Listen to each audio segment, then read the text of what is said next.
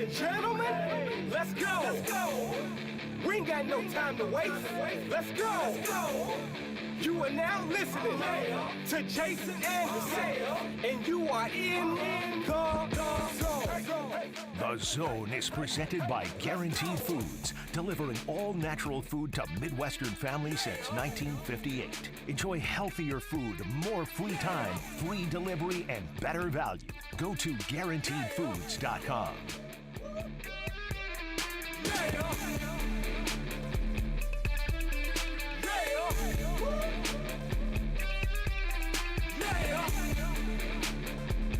All right, a Friday edition of The Zone right here on Sports Radio 810 WHB. Can we still call it a Red Friday? Hell yeah! Well, I mean, unfortunately, the Chiefs don't get to play this weekend because they're not going to the Pro Bowl. That is unfortunate. The Chiefs did a favor to a lot of the Ravens. They get to go play in the Pro Bowl this weekend, and Lamar Jackson will have a one-up on Patrick Mahomes. Do you know what the one-up on Patrick Mahomes Lamar Jackson will have? I mean, I'm guessing he's played in more Pro Bowls than Patrick Mahomes has. Well, that's probably right. Okay, But well, I got that one. the one-up that won't take place this weekend, but it'll take place next weekend. Lamar Jackson will have a one-up on Patrick Mahomes. Lamar Jackson's never lost a Super Bowl. Well, there you go. That's what I'll know. Okay. Unlike Patrick Mahomes, Lamar Jackson will be in attendance for both his MVP awards. Wow. Was Mahomes in attendance for his too? He was not. Only one of them. Wow. Yeah, Only he had to one of 'em. zoom in for it last year. That's right. Only one of them. He had a suit with a giant tie knot, if memory serves. He had to do a video to accept the award. Lamar gets to be there. Take that, Patrick. Huh? In your face, Mahomes? Ungrateful Mahomes, honestly. Yeah. People are saying. Real franchise quarterbacks show up for the awards. You listen. Oh, you have your MVPs. choice. I don't even care about getting an MVP award. I'm just going to do a video. You can either show up for your awards or you can show up for the Super Bowl. And I want to pick, well, actually, hold on. No, I'm okay with it. I thought about it, and I'm okay with it. Accepting the award on his behalf is the collection of defenses that played this year against Mahomes. Anybody that played defense in the NFL this year, come on up. Just come on up to the stage and accept the award on behalf of Patrick Mahomes. Thank you, everybody. Know, if Mahomes would have won MVP this year, who should have accepted the award for him? Hold on. I feel strongly that there is a correct answer for numerous reasons. It can't be a receiver because he would drop it and break it. This is the only concern, but it is a receiver. Which one? It's Kadarius Toney, baby. It absolutely is. 2 reasons. You know what? Nay, 3 reasons. Okay. Reason number 1, what did Patrick Mahomes have to overcome this year that was a bigger challenge than Kadarius Toney? Number 2, the Chiefs will not need Kadarius Toney in Las Vegas. He's free to attend. And number 3, imagine the acceptance speech. Devil's advocate. He would think the award is for him. I just want to thank everybody. I can't believe you guys have named me MVP. I did not see this. Much like Mahomes passes, I didn't see this coming. I'm shocked. I'm taken aback, you know.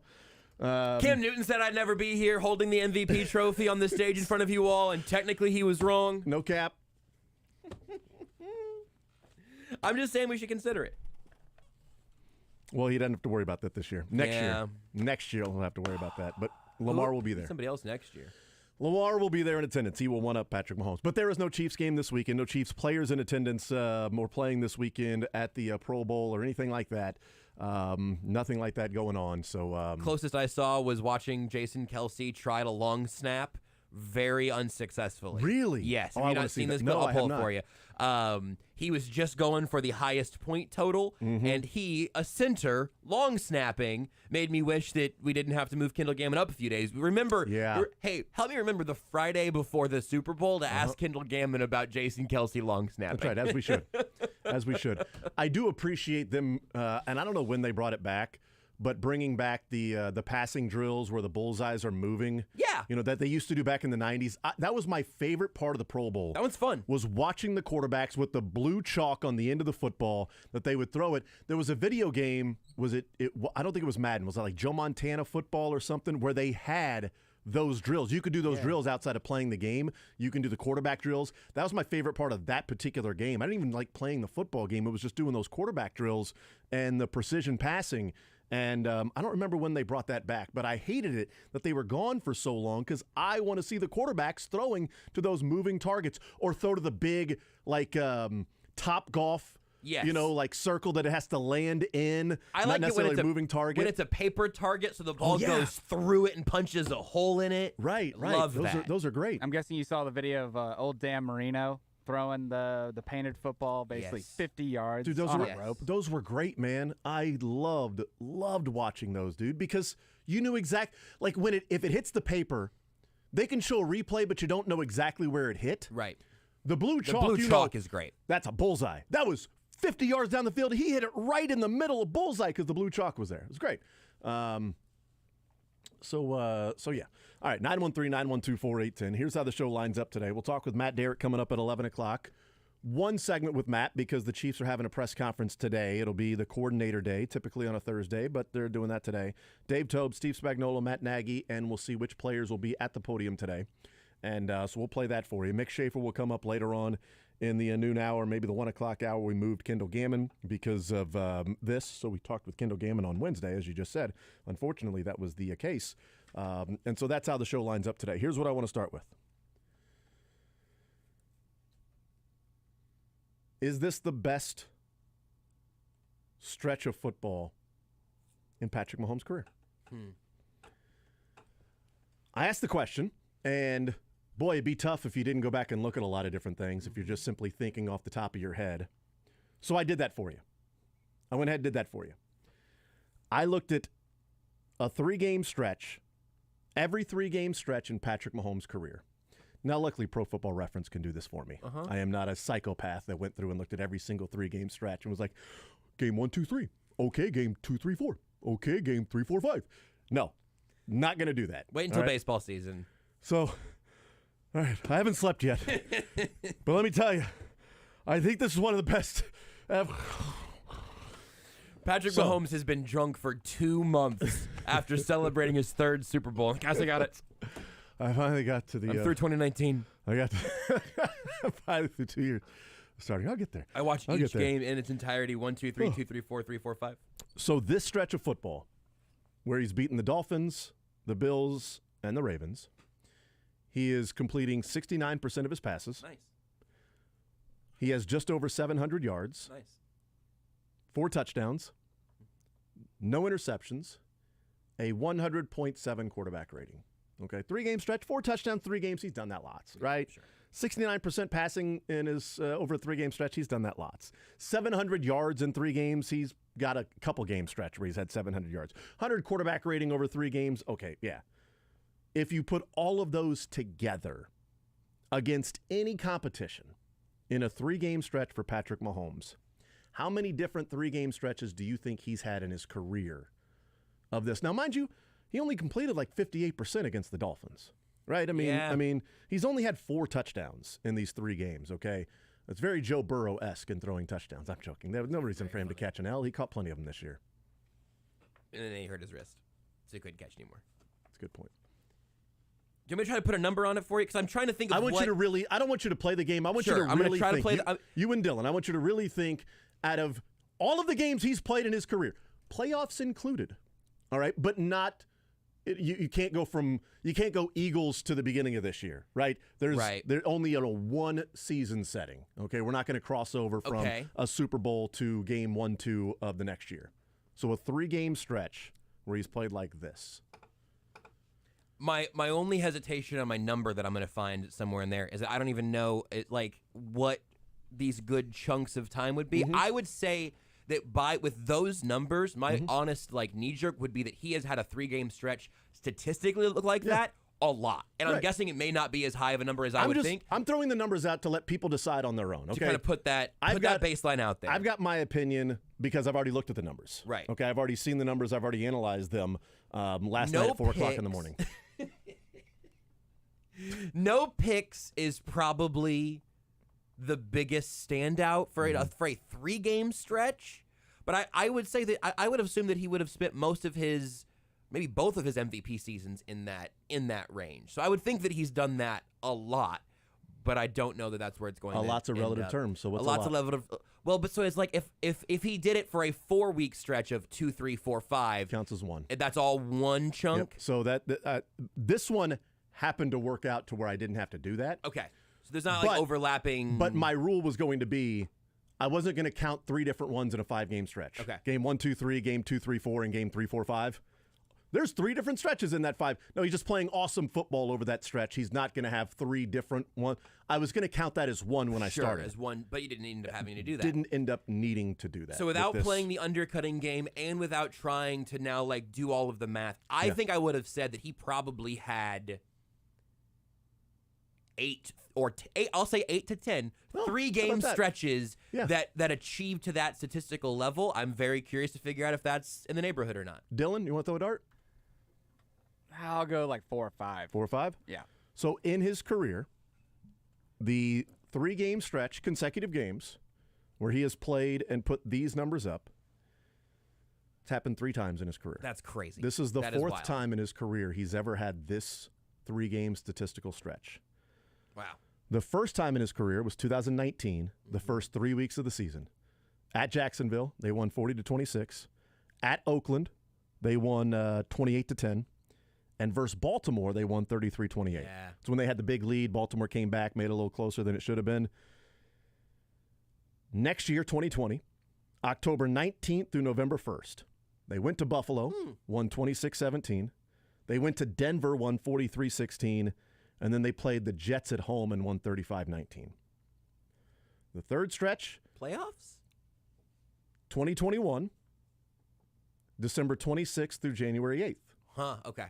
Late season. So I'm not counting last year, Sure. okay, because last year would have also counted. So I'm leaving last year out. If we throw in last year, it would be one of he would have 4 stretches like that, counting last year. I separated the playoffs and the regular season because I want to throw in last year here in a Did you second. say not including playoffs earlier? No, just not including last year's playoffs. Okay, got it. Yeah. Sure.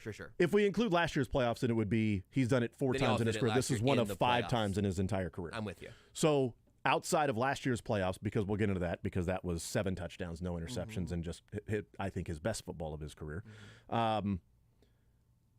December 26th through January 8th of 2021 to 2022, they beat Pittsburgh at home 36-10. They went to Cincinnati and lost 34-31. And then they beat Denver at home 28-24. And then last year in the playoffs against Jacksonville, Cincinnati, and Philadelphia. Now I'll throw these out there to see if we can, pick one or another or what the best stretch of his career is. If you look at top 10 defenses in yards and scoring, so just those 2, each team in there, of those 9 games, each team, you'd have 2 opportunities to be either the top 10 in yards or the top 10 in scoring. Either one, I'm going to count as one. Of those 9 games they've played, only 2 of them were either in the top 10 of yards or top 10 of scoring. Huh. Buffalo and Baltimore both were in the top 10 of yards and scoring. Both. Those were on the road. Buffalo Nobody else was? Buffalo was 9-4. Yeah. Baltimore was 6-1. 2019 Baltimore at home, and 2021 Denver at home. Those are the only 2 top 10 defenses he faced in those 9-game stretches. Interesting. In the 3 different 3-game stretches, both of them were at home. I'm picking up what you're putting down here. These 2 top 10 defenses were on the road. And the numbers that he put up. The numbers in terms of 4 touchdowns, no interceptions, a 100 quarterback rating over a 3-game stretch don't really stand out because Mahomes has been a unicorn, right? But they should stand out a little bit based off the fact that it doesn't happen very often still. He's a fire-breathing dragon. He is. Completing almost 70% of his passes, 700 yards in 3 games. Not that crazy for a fire-breathing dragon. But 2 of them on the road, and those back-to-back weeks against top 10 defenses, when those different 3-game stretches of 9 different games, he faced 2 total top 10 defenses, and both those games were at home. That's crazy. That's really interesting. And the best stretch of his career was last year in the playoffs. Completing 72% of his passes, 700 yards, 7 touchdowns, no interceptions, a 115 quarterback rating. Now, you can probably surmise that if you take the 6 games that he's had in these playoffs last year and this year, he's never had a 6-game stretch like that. Sure. Now, those are 2 different years. Right, but But he's never had 6 consecutive games. He's never had 6 consecutive games without throwing an interception in his career. he has 6 consecutive playoff games without one now. Throwing an interception. That's also in his career. Outrageous. I think you can make a really strong argument that as phenomenal as Patrick Mahomes' numbers have been, as, multiple MVP, 2-time Super Bowl MVP, a season in which he threw 50 touchdowns and 5,000 yards. Is this the best stretch of football he's ever played? I think my anecdotal and feelings-based answer to that question is similar to what it would be for the Travis Kelce question you've been asking this week. I think it's the most impactful football either of them have played. I like that. It has the biggest impact on this team that has seen its shortcomings in so many forms and fashions this year. This team is not in this position without Mahomes and Kelce playing just about perfect football. I think my favorite Patrick Mahomes football is more gunslingery than this version, but he's doing this version pretty much perfectly. Like when you talk here, all right, Super Bowl week officially begins right now. Yeah. When you talk about Brock Purdy being a game manager, What? Never heard of that. that whole conversation is undercut and also I think maybe bolstered by Purdy's ability to manage the game and then to make a couple of plays. Yeah. That is enough to win a Super Bowl if you have great supporting casts. You can't do it with a guy who never makes the plays. He'll make more plays than Jimmy Garoppolo is capable of making. I think that's the differentiating factor. It's where I've had to admit, I have to give Brock Purdy some credit for that in particular. Patrick Mahomes is going to make it impossible to be a, quote, game manager ever again because sometimes it looks like he's game managing and then it's not just a play a game, it's a play every drive that keeps it alive. So I am open to the idea of this being the best stretch of Patrick Mahomes' career, even though it doesn't look like the most impressive high-flying version. It is deeply impactful and borderline technically perfect. My initial reaction before looking this up is I just want to see how many times he did, because I would have guessed around yours. I'd have guessed 10 to 15. I thought it would have been 3-game stretches. Double digits would not have surprised me. 4 touchdowns, no interceptions over 3 games. I mean, come on. Yeah. I didn't look at that particular one, but I bet there was probably a lot of stretches of 3 games with Patrick Mahomes of 4 touchdowns, no interceptions. Sure. Because the first thing I looked up was the 6-game stretch of the 1,400 yards, 11 touchdowns, no interceptions. Yeah. I'm like, okay, let's see what he, completing 70% of his passes, a 108 quarterback rating in these 6 games he's played in the playoffs last year and this year. Like, how many times has he done that in his career? Well, there are no, there is nothing. I'm like, okay, well, let me, so then I just looked in, I put it at, I lowered it to 10 touchdowns and 1 interception. And then games popped up if I just looked at that, not even the 1,400 yards or anything or the 114 quarterback or 108 quarterback rating, and realizing that, so then I just left it to interceptions. Yeah. I just eliminated everything but interceptions, and I put 0 to 1 interceptions in his career over a 6-game span. And the only games that popped up were 1. I didn't realize he's never had a 6-game span where he didn't throw an interception. No, Because, it makes sense because, he's throwing a lot of passes over 6 games. And this is separated in 2 different seasons. But last year, against Jacksonville, Cincinnati, and Philadelphia were both top 10 in yards and points.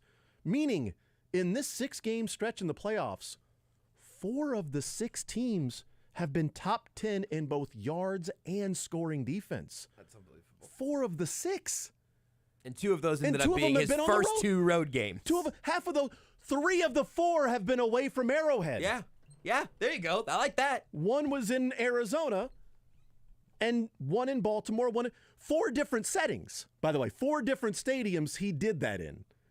Arrowhead against Cincinnati, Philadelphia in Arizona, at Baltimore, at Buffalo. On one leg in Arizona as well. On 1 leg in Arizona, on 1 leg at home against Cincinnati. Jacksonville had the 12th scoring defense, but they weren't top 10. They were number 12. They weren't top 10. They were number 12. Scrubs. They suck. Cut it off. We cut it off at 10 because we got 10 fingers. Which is what Arden Key tried to do to Mahomes' ankle. All right? Tried to cut it off. Didn't happen, okay? Because Bobby Stroop stretches his ligaments to where they're like Gumby. All right? They stretch out to next week. It's crazy. 4 of the 6 teams he's played in these 2 postseason runs have been top 10. These are the scoring defense numbers. Number 1, Baltimore. Number 4, Buffalo. Number 5, Cincinnati. Number 7, Philadelphia. In those particular years. Baltimore was the number 1 scoring defense this year. Buffalo was the number 4 scoring defense this year. Last year, Cincinnati was the number 5 scoring defense, and Philadelphia was the number 7 scoring defense. And he put up 17, 23, 27, 38.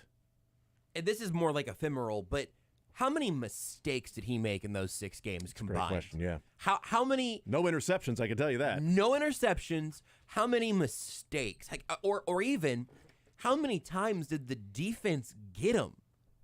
It's not a lot. Every once in a while, because football is hard and defensive coordinators are doing their job, and those teams have good defenses. But pre-snap, he's not getting got. In snap, he's not making poor decisions. They never turn into picks in the games. And this is, going back to like the 17-game playoff season he has now and the stat line for that whole deal. It's true for these 6 games. It's true for the 17. We talk about theoretically every week being the other team's Super Bowl because you're playing the Chiefs, the defending champs. Can you bring them down a notch? Can you get up to their level? It's literally that for these playoff games. These are literally win or go home games for teams that have more to prove than the Chiefs do. And it never matters. It never matters. The only mistake you could say he made was trying a quick pass out to the right to the line of scrimmage against the Bengals when the ball slipped out of his hand. Yep. There's the mistake. Yep. The ball was cold, slipped out of his hand. He tried to throw it quickly. The ball goes backwards. Trey Hendrickson recovers, and the Bengals kind of get back in that game. It's like, wow, you were about to take total control. It just can't be easy, can it? Right. Well, it was against the Dolphins. I mean, to a degree. I know it was freezing cold, but there wasn't the stress that went along with the game against the Dolphins. I definitely think these 2 playoff runs are the best stretches of football he's played in his career. I think that's fair. Because of the defense they're going up against. This is maybe the most surprising stretch of great football he's played because of the surrounding cast and the top 5 defenses he's played, both of them on the road, and not having a mistake that allows the other team to have a short field or a game-changing play or just a Mahomes going, just mad at himself. And trying to do too much, whatever. Yep. No, he's been one hell of a game manager. One hell of a game. By the way, game manager has a bad PR representative. Yeah, we got to figure out a way to do. Somebody somewhere said game executive somewhere. I think it was one of the quarterbacks on Kevin Clark's show, maybe. Chief executive game officer. Yeah, chief executive game officer. Chief things like Seago. Seago, yeah, Seago. The CE go. I think Seago is pretty good. The Seago. I think Brock Purdy should go home. Let Patrick Mahomes handle it. Hopefully he does. We'll take a timeout. We'll come back. I want to talk about the Super Bowl a little bit. Look ahead to the 49ers. They planting seeds right now? Are seeds being planted in the minds of those who will have striped uniforms and yellow hankies in their belt? Usually you need full-grown grapes to get this kind of wine.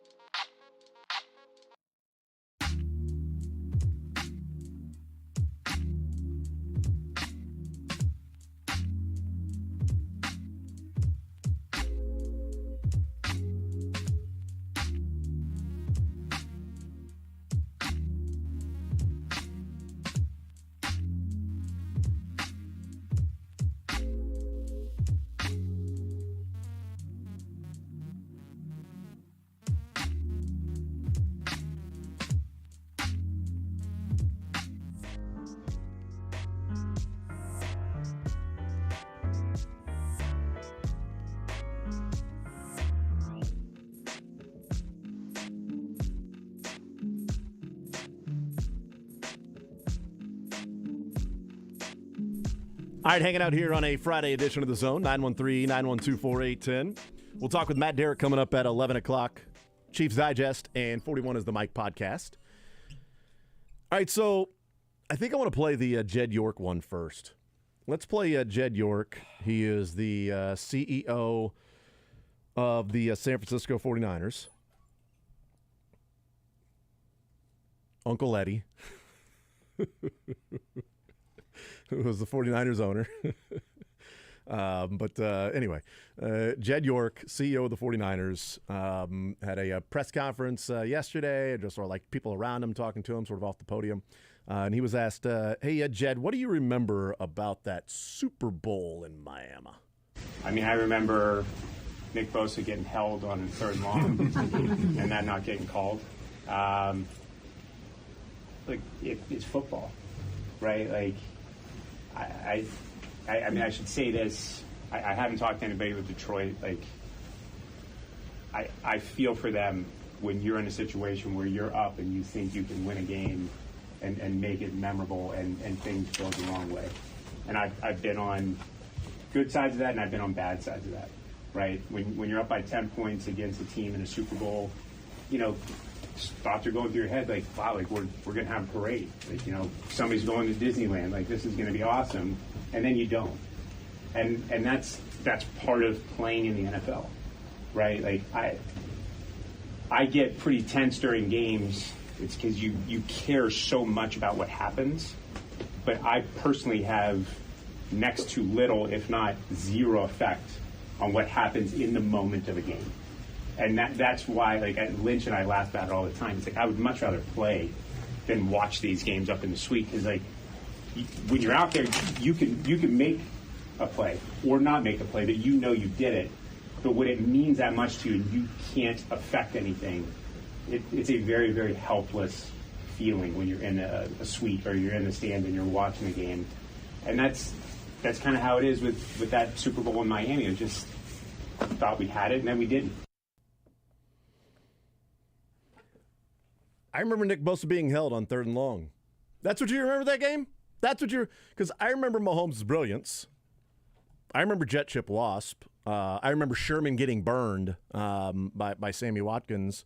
I remember on a 3rd and 10, Kelsey getting tackled in the end zone for a pass interference that would have resulted, if they played it correctly, the Chiefs having to kick a field goal to pull within 7 while they were down by 10. I remember that. I remember Jimmy Garoppolo missing Emmanuel Sanders on 3rd down and 10. I remember Frank Clark seeing blood in the water. It's blood in the water. It's blood in the water. I remember Chris Jones dominating. I remember Damian Williams' late touchdown. Remember that? I remember the long review of Damian Williams' go-ahead touchdown in the pass on 3rd down and goal. What else? I remember Rashad Breeland's interception.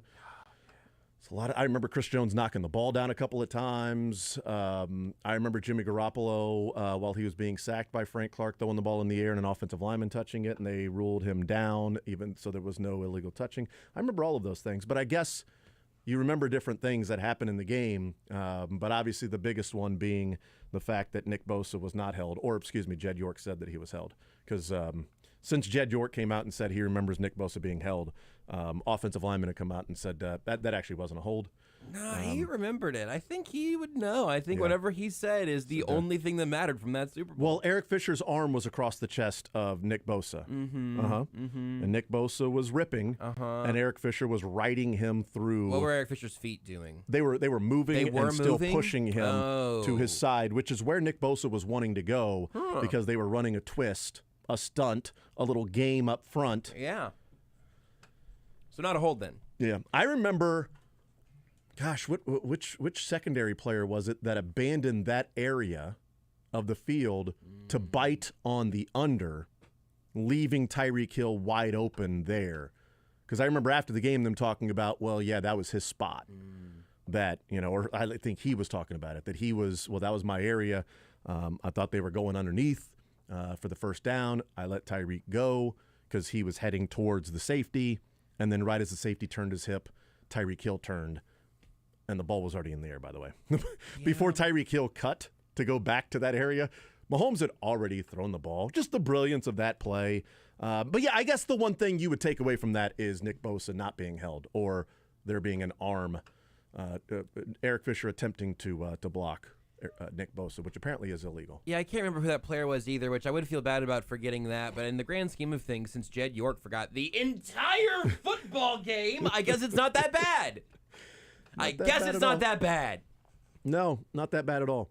I remember him being held. Do you want to do the Nick Bosa one also? I've got even more juice for. Yep, I wanted to do the Jed York one first, but go ahead, Dylan. Tavarius Moore. Tavarius Moore. That was his area of the field, and he cut in on the. Gosh, I don't even know who ran the under, because it might have been Kelsey.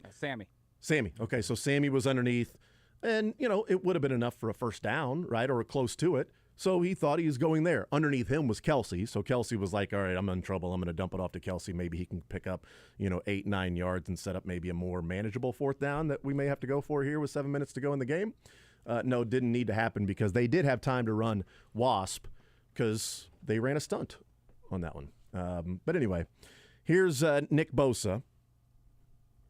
One of these clips, I combined two clips here. You'll hear the whoosh. These are different parts of the press conference, but I left the question in here with both for Nick Bosa. Were you held on the Wasp play? On which one? On the 3rd and 15? I don't think they had the back view, but yeah, I'm sure. It's Eric Fisher. Anything stand out about Taylor and Smith when you watch them on film? Taylor's, I think, leads the NFL with a ton of penalties. Anything stand out when you watch them? They hold a lot. So here you go. There's Nick Bosa. He's very quiet in his press conferences. Yeah, so that's conserving energy. That's a typical Nick Bosa press conference, by the way. That was the entirety of that last answer, just to be clear. That really was. Didn't cut it off out. He had a forward answer. That really was. They hold a lot. What I cut off was after he said that, in the background you can hear the you can tell people are typing to hold a lot. Tweet. They hold a lot. Tweet. They hold a lot. I want to be the first one out there so I get all the retweets and the clicks. They hold a lot. Were you held on the Wasp play? I love that one of the 49ers reporters know that it's called Wasp. Were you held on the Wasp play? And Bosa was like, what? The 3rd and 15. Well, they didn't have the view from behind. Well, they did, actually. Probably it was Eric Fisher. Notorious hold the merchant, Eric Fisher. Eric Fisher just caught a random L. Total random stray. I mean, probably it was Eric Fisher. Well, by that tone, I would guess that every single time Nick Bosa had a pass rush rep against Mahomes, he felt like he was held because it was Eric Fisher. He was asked specifically about that play. Well, probably it was Eric Fisher. You know if you were or not. If Jed York says, I remember him being held, then Nick Bosa probably believes he's being held. That whole damn Bosa family, man. To hell with them. Shut up. Both of you, Joey and Nick. Neither of you have won anything. You didn't win the Super Bowl because your defense pissed down your leg. I'm sick of the both of them. You had a 10-point lead with 7 minutes to go in the Super Bowl on a team built with the defense. And you guys couldn't stop 3 straight possessions. 3 straight possessions. Both the Bosas, I don't enjoy or actually value or appreciate post-game ref talk in general. Every once in a while, there's something that is egregious or that is at the center of the game, and then we spend too long talking about it. It's never fun. I never enjoy it, but sometimes it has to happen. But I do appreciate it when teams at least wait until after the game is played to start complaining about Bill Vinovich. Like, what on earth are we doing? They're planting seeds. It's the same ref. I was held. It's the same head ref. They for hold the a lot. same 2 teams talking about holding on Thursday the week before. Yep. Thursday! And it'll be talked about a lot next week. You got opening night coming up on Monday. You got plenty of media availability. Nick Bosa will be talking a lot this week. Well, he'll be having a lot of press conferences availability. He doesn't There'll talk be very much. microphones around him for huge chunks of the day. I mean, Joey knows he wasn't held. You think Joey knows that? I'm not going to say anything about what Joey knows or doesn't knows. Oh, it's definitely knows. There's no getting around that. Sometimes literally. What happened to the game I love?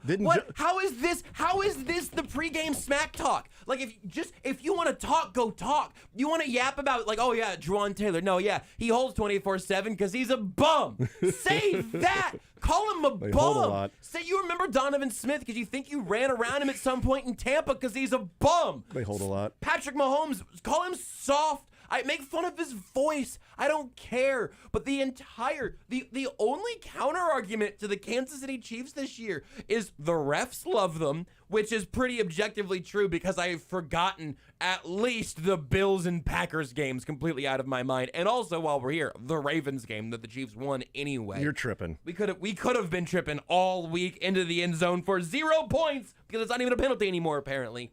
I hate it, man. I hate post-game ref talk, but I really bleeping hate pre-game ref talk. That's just making sure everybody knows we will be complaining about this later. Thank you very much. The last time his brother played in a playoff game, all he did was complain about the tackle. Yep. Well, that's not all he did because he also, I think, spiked his helmet at one point. Excuse me. Only 2 things he did. All he did was complain and then react to complaints. And he's all out of about helmets. said tackle. He's also richer than you are as well. He made sure to let everyone know. That is true. He does have a lot more money. That is not debatable. That is not debatable. He could sniff that out anywhere. How much money I make.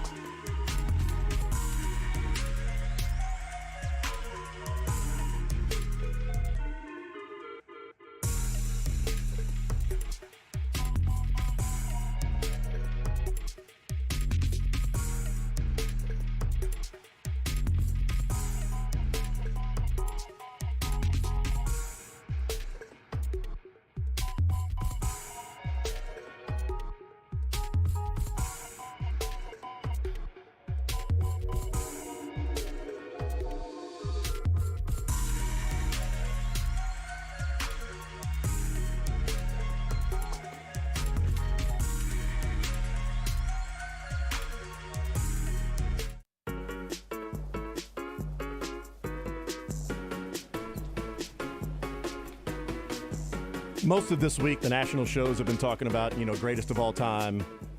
Pat Sr. said that Patrick Mahomes is not the greatest of all time yet to be told. Did you see who his greatest were, Pat Sr.? No. Number 1, Tom Brady. Number 2, Joe Montana. Number 3, Patrick Mahomes. Second. I think that's great energy for him to bring. Yeah, and that's perfect. He was like, it's yet to be seen. I mean, it's not, his story isn't over yet. He's like, Tom Brady's won 7 championships, and he's like, Joe Montana, nobody can argue with that guy. 4 Super Bowls.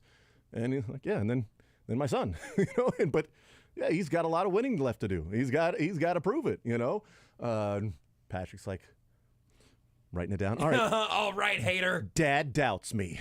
Okay. And I took that personally. Kind of a hypocrite if you think about it. I think that's exactly what you have to do as Patrick Mahomes Sr. Yeah. Just rank by Super Bowls and then make your kid 3. Like, that's great. That totally works. I think that is a fair out. But most of this week, they've been talking about, is Brock Purdy a game manager? Yeah. Patrick Mahomes, is he already the greatest of all time? And they had a question up there earlier this morning on Good Morning Football, I think it was, of is Patrick Mahomes the most intimidating quarterback? And my first response was, starting to think of the intimidating, and maybe it's something we can get into, but starting to think of the intimidating quarterbacks. But then I realized I'm not in a good position to answer this.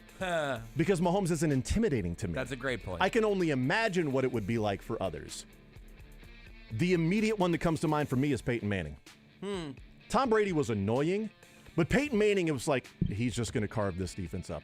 Anything they throw out there, he's going to do something else. They're going to do that stretch play action boot, and he's going to be a wide open Reggie Wayne, wide open Marvin Harrison, and this team has zero chance, and no matter what they do out there, that was intimidating. Brady was just annoying because he was so surgical. But I have no idea about Patrick because That's a great question. He's not intimidating to me. I can only imagine. I think for me, it's like Brady, Peyton, Brody Croyle. Absolutely. Terrifying.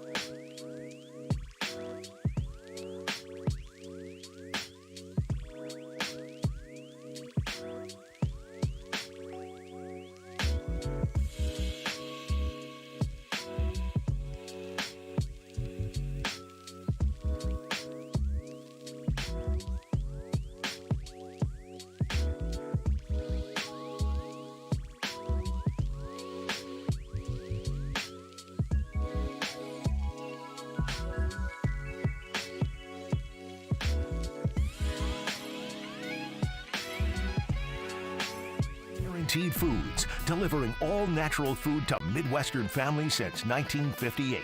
Enjoy healthier food, more free time, free delivery, and better value. Go to GuaranteedFoods.com. All right, we continue right here on Sports Radio 810 WHB. Coming up about 11:50 or so, we will hear from the Chiefs. Press conferences today, Coordinator Day, Dave Tobe, Steve Spagnuolo, Matt Nagy, and we'll see which players will be at the podium today as well. Right now, visiting with Matt Derrick from Chiefs Digest and 41 is the Mike podcast. He is presented by Cap One Lending. The Freedom Loan at Cap One Lending, the exclusive loan that helps you pay your home off in less than half the time, gives you access to your home's equity without having to refinance. Go to caponelending.com. Matt Derrick joining us here. Matt, what's up, man? How are you, sir? I am doing just dandy, Jason, and I can tell you what players will be at the podium if you prefer. Yes, absolutely. I would love to know that. I haven't seen the names yet. It will be the coordinators along with Justin Reed and Rashee Rice. Oh, I love it. I absolutely love it. I love listening to Justin Reed. Rice still coming along. I think Rice still of the. I'm not going to say anything to get me in trouble. But I love listening to Justin Reed. So there we go. We get Steve Spagnuolo and Justin Reed on the same day. Sign me up, baby. I am all for that. Looking forward to that. And you know what? Good day to have a couple of guys that were big impacts in that game. Let's go back to the Ravens game before we look ahead to all the holding calls that will be called in the 49ers game in the Super Bowl. The defensive performance for this Chiefs team, allowing only 10 points to the Ravens. Obviously it was an impressive performance, but I'm wondering from your perspective how impressive it was, how maybe unexpected it was to a degree for them to hold them to only 10 points, and how you think they got there with what they did and how they played to limit the Ravens. Yeah, I think that, the most impressive thing I think about it was that the Chiefs did exactly what you should have expected them to do. I mean, Steve Spagnuolo has a game plan against the Ravens, and it works pretty well. I mean, I don't think that the Chiefs did anything that should have surprised the Ravens. Their plan is to go out there. It's to hem Lamar Jackson into the pocket, make sure that he can't escape, make sure that he can't certainly get outside contained, just keep, maintain the edge, maintain gap integrity so he can't take off up the middle, get them out of their ground game, turn them into a passing team, and put the game in Lamar's arm. And that's exactly what the Chiefs do every time under Steve Spagnuolo against the Ravens. It almost every time works. And the fact that the Ravens just abandoned the run totally and completely early in that game, and especially in the second half when it was still a close game, I just don't get. I mean, they fell down by 7, and it felt like they were acting like they were down by 21. They just completely abandoned their principles and their DNA. And how the Chiefs get them out of their rhythm and their offense and out of their scheme, I have no idea. But Steve Spagnuolo, I think, just lives rent-free in the heads of the Baltimore Ravens. From 7 minutes to go in the third quarter to the end of the game, we know the Chiefs didn't score in the second half, so they were down by 10. But from 7 minutes to go in the third quarter, the Baltimore Ravens had 10 first down plays. They had 0 runs. Mind-boggling. Absolutely mind-boggling for that team. Yeah, I mean, I would love to go back and look at what those numbers were. Let's say even the first half against the Texans when it was a back-and-forth game. It was a closer game. Game script still, in their favor because they're not trailing. But, again, they had the ball down by 7. And then they had the ball again, down by 7. So they had the ball tied. I mean, it was 0-0. They got the ball first, ran the ball once, which I'm perfectly fine with. They stopped running, and one of the questions that I asked, I can't remember who I asked this week. We've had a lot of different guests on, and we broke this game down a lot. But I'll ask you that if you look at the game and maybe you've watched it again, I don't know, watch the All-22 or whatever, but one of the things that I've wondered is, I love the line that Spagnuolo uses of having the chalk last. And I just wonder if, the abandoning the run game was part of the game plan by the Chiefs of the personnel they were playing to say, if you run, you're just going to run right into what we are loading up for. And we know what you're going to do. So if you're running, it might be a waste of a down. That Todd Monken is going, okay, well, let's counter. Let's run this pass play against this heavier personnel that they have out there, this base personnel, because I'd rather them have Nick Bolton, Drew Tranquil, and Leo Chenal on the field at the same time rather than bring in, another safety or whatever. How much was it Steve Spagnuolo and his personnel decisions, almost like we talk about the offense dictates what the defense is going to do. The offense comes out in 12 or 13, so the defense is going to go base. Offense comes out in, 5 wide. And the defense is like, all right, let's throw, 6 different defensive backs, 7 defensive backs out here if we have to, just to guard this. That how much maybe was Spagnuolo saying, well, this is the personnel we're using, so we're almost going to force your hand to pass out of your heavy personnel. Well, that goes back to how I feel like the Spags just lives in the head of that entire organization and coaching staff, even newcomers and guys who are coming in, because that should absolutely, for a team especially like the Ravens, should not be your mentality. Your mentality is, no, we're going to go out there and dictate terms. We're going to do what we do. We're going to run it down their throats. They can't touch us. They're going to have to change their personnel to match up with us because we're going to do what we do. And if you're changing your offensive scheme and your approach and your play calling to what the defense is giving you from the get-go, when, they ran the ball with Gus Edwards 3 times, and all the guy did was average 6.5 yards a carry. I thought, gosh, if they give the ball to Gus Edwards 20 times this game, Chiefs are losing. And I don't know what was going on through the Ravens' head because they just were thinking, okay, well, you know what? He's going to put this person on the field. We'll throw the football. Well, they can't throw the football. So I just don't get it. Like I said, I felt like it just seemed like they got down 7 and they played like they were down by 21. And I think you just can't panic that quickly and just abandon your game plan, whether it's based on the scheme that you're getting and the look that you're getting from the defense, or it's based on being down by 7 in the first half. I don't know how the 49ers will approach this week next week as a team. I know how Nick Bosa has answered a couple of questions already at his press conference yesterday, and Jed York, the only thing he remembers from the Super Bowl is Nick Bosa being held on Jet Chip Wasp. And Nick Bosa yesterday saying, he was asked, were you held on that 3rd and 15, that Jet Chip Wasp play? And I don't think they had a view from the back, but I'm sure I was. It was Eric Fisher, which is okay, great. And then asked about the tackles on this team that they hold a lot. I don't know how this week is going to go. That's Nick Bosa. Fred Warner, by the way, talked right after Nick Bosa. Nothing but complimentary. Talking about how awesome this Chiefs team is, how great Andy Reid is, Patrick Mahomes, how difficult it is to game plan for, how that game still sticks in their mind, and what he takes away from that was we got to play for 4 quarters because when we were up 10, in my mind, I already started thinking about we won the Super Bowl, and that can't happen this go-around. So I do think if the Chiefs are leading or trailing or whatever, that it's going to be different, because that was interesting to hear Fred Warner say that, 4 years later, yeah, in my mind, I was already thinking about the Super Bowl, and we were up 10. And the next thing you know, the Chiefs go 3 straight possessions and score touchdowns. He clearly taking a different approach of this week. I have no idea what they're going to do, but the Buffalo Bills decided that they were going to take the approach of, no, the Chiefs are the ones with all the pressure. They got to come into our house. They've never gone on the road. The Chiefs are the ones, they got to feel it. Good luck, coming in here. You guys have never been on the road. And that was a mistake. And the Ravens took the approach of, we're going to be the bullies. We're going to intimidate you, the world champions, the team that this is the 6th straight time you've played in this game. We're going to be the ones that intimidate you. And that was a mistake. I just the last couple of weeks in the approach that teams have played in sort of the psychological off-the-field stuff seems to be the wrong tact to take. I don't know what the 49ers are going to do, but I would guess that they might want to learn from the Bills and the Ravens in the approach they took because neither of those was successful, and both of them were used as fuel because the Chiefs talked about both of them after the game. Yeah, I don't think there's any doubt. You're going up against the Chiefs. For the most part, I think your strategy should absolutely be to just clam up. Don't talk trash. Don't try to bait them because they've got a couple of guys on that team that just don't fall for the bait. If what happens is it just motivates them even more. And even I know, hey, Mahomes said, hey, Justin Tucker trying to play head games with him didn't really matter and everything. Well, I know he was already. He also said he wasn't counting to 10 because of the Bears. He also said he wasn't counting to 4 because of Lamar Jackson. When he gets to the podium, he's like, yeah, I don't really know. I don't remember that, what happened there. So he was definitely, for that game, already juiced up to 11. And I'm sure Tucker took him to 12. So what's Tucker's number? Exactly. Is he number 9? Yeah, so Tucker took him from what was a 9 to a 12 then. That's fine. Yeah.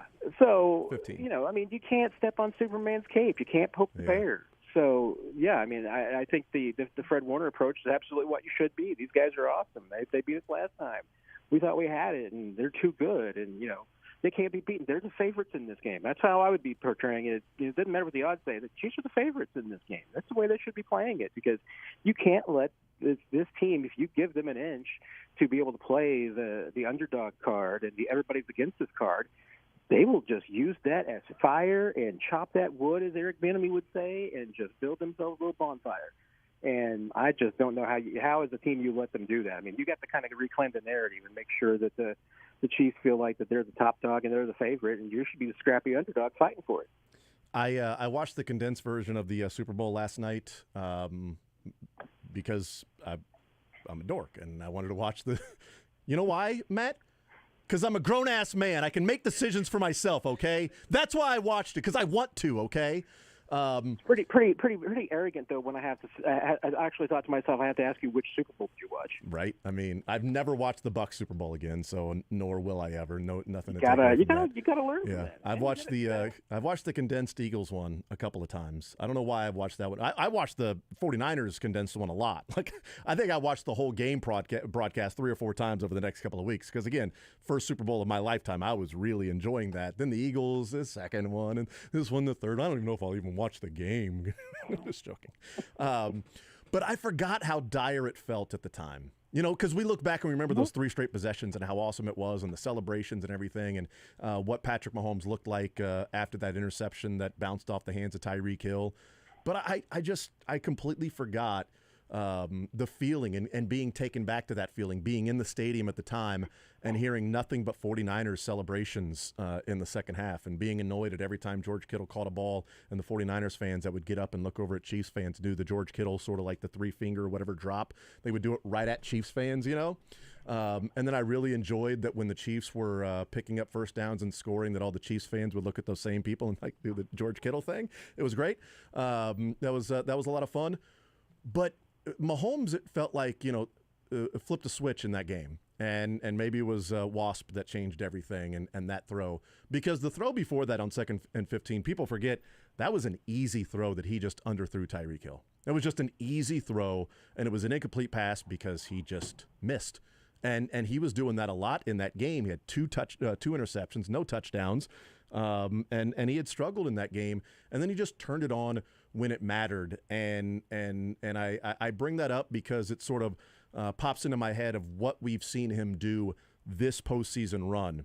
That, it felt like all 3 of these games, every single possession was a big possession that mattered because you needed points. You're going up against good teams. You're playing on the road. And not that Super Bowl wasn't, but he threw a really bad pass that was intercepted by, I think, Fred Warner. That was just a terrible, terrible pass. That was I'm going to be a gunslinger. And he was just missing in that game.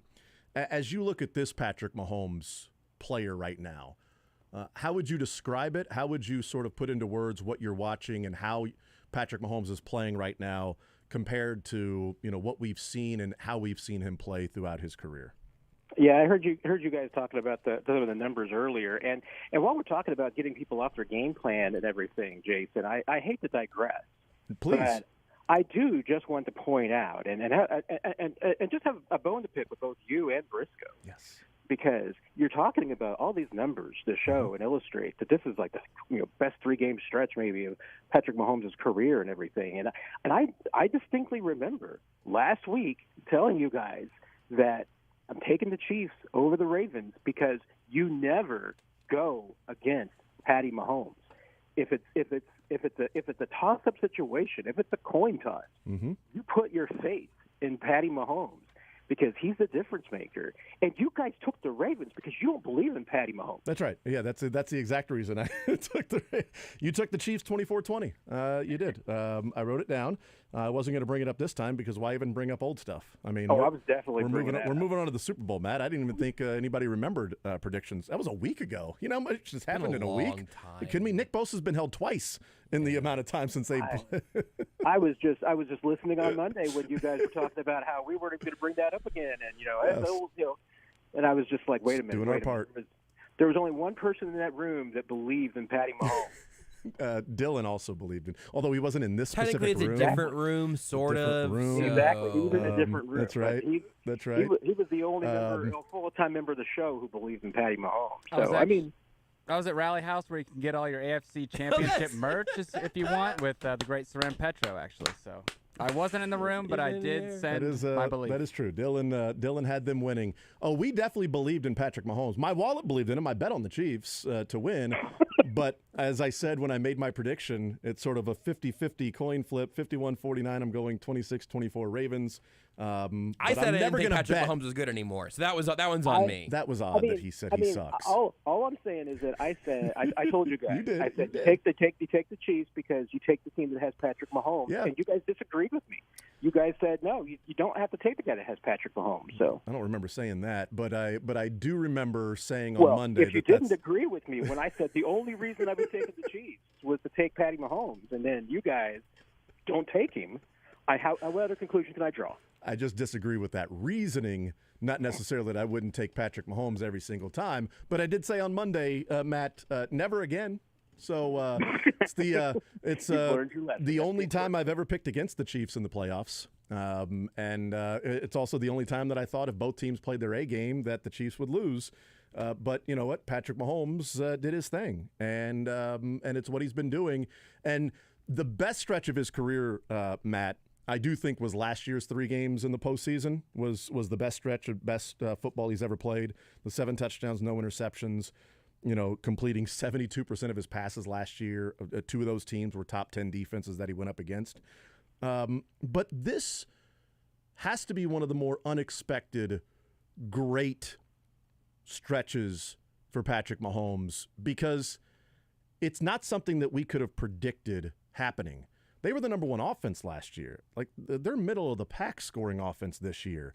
And yet, this is only the 4th time in his career, 5th time, I guess, when you throw in last year's playoffs, the 5th time in his career, Matt, that he's had a 3-game stretch with these numbers, at least 69% completion percentage, 700 yards, 4 touchdowns, no interceptions, and a 100 quarterback rating. There have been 4 other stretches like that in his entire career. Last year was one of them. And this year is one of them.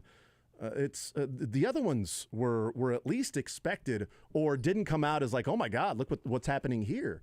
And with this group of players, Matt, and the defenses they're going up against, and 2 of those games being on the road, I asked the question earlier, just us talking about it, is this the best stretch of football we've seen Patrick Mahomes play with all of the circumstances and everything thrown into this big bowl and the stew?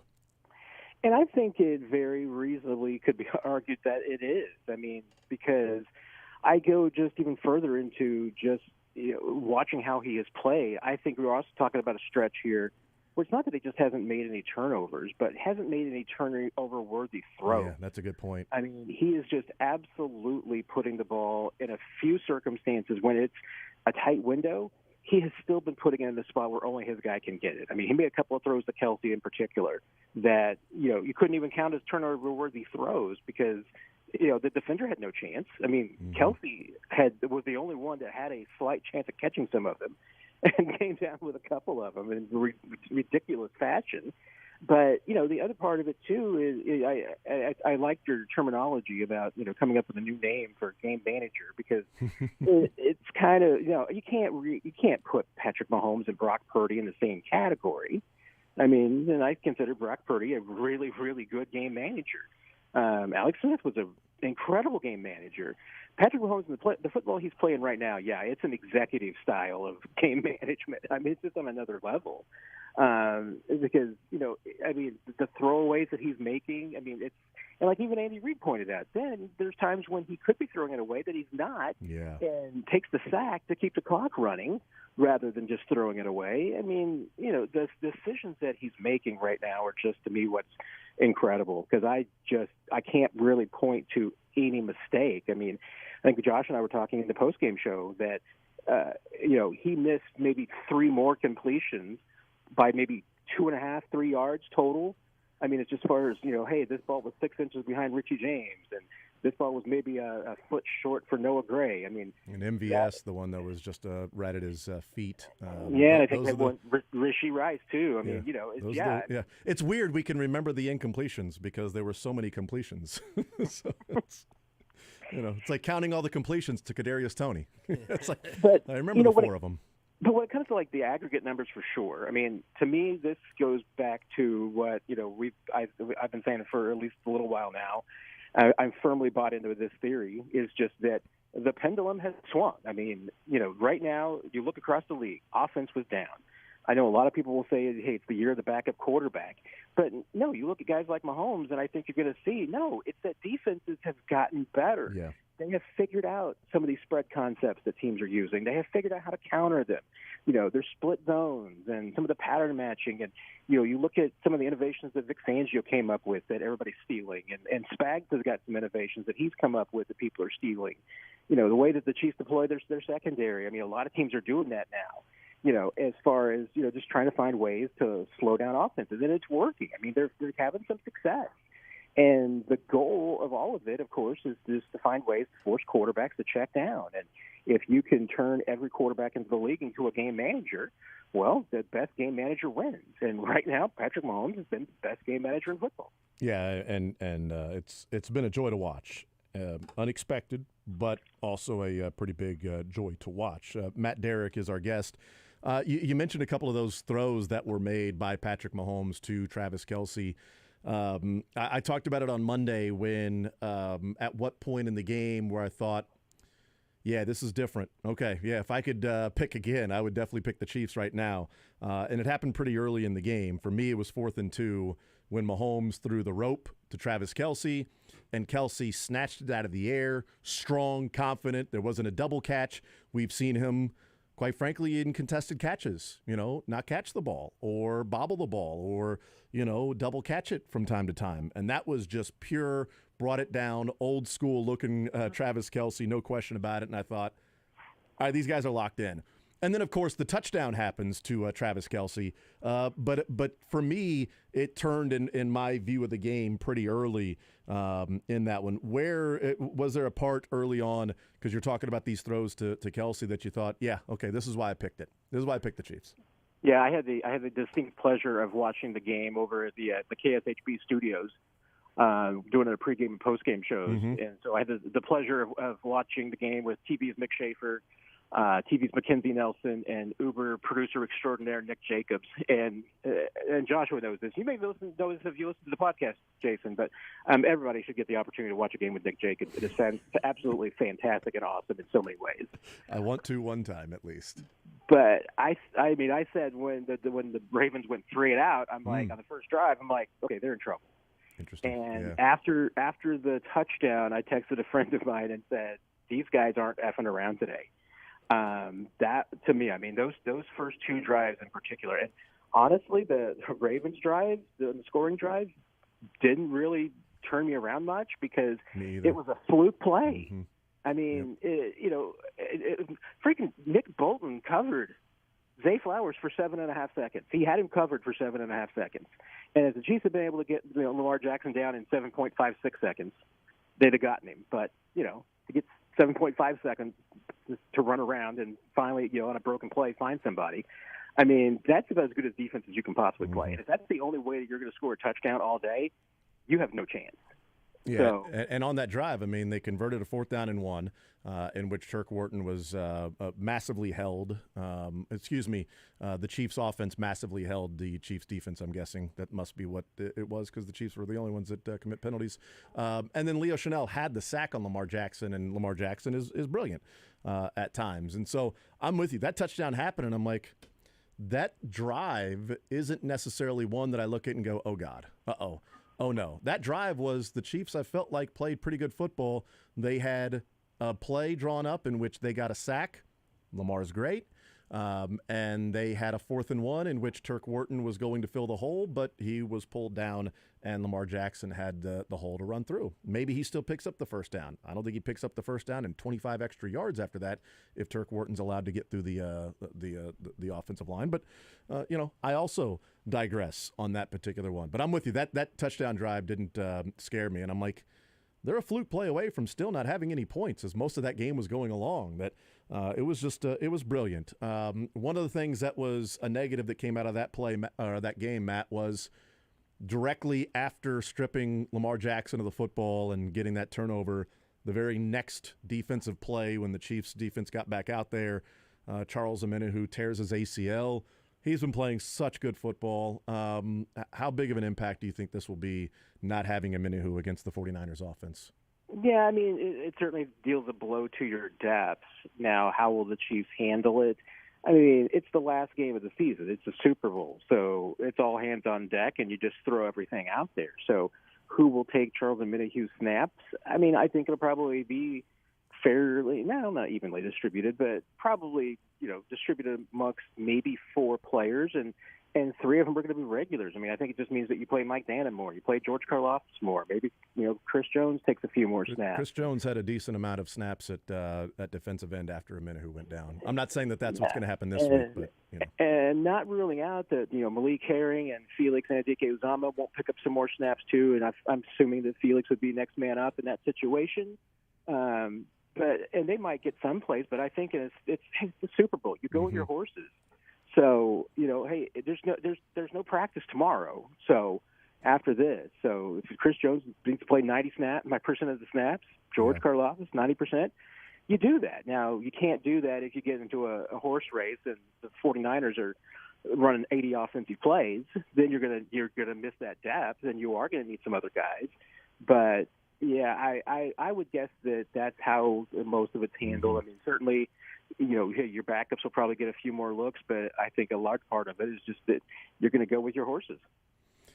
Matt Derrick, Chiefs Digest, 41 is the Mike podcast, and never, ever failing Patrick Mahomes believer, except when he picked the Bills the week before to beat the Chiefs in Buffalo. Matt, I take the Bills? I don't know. I'm going to look. I'm going to look. I don't know.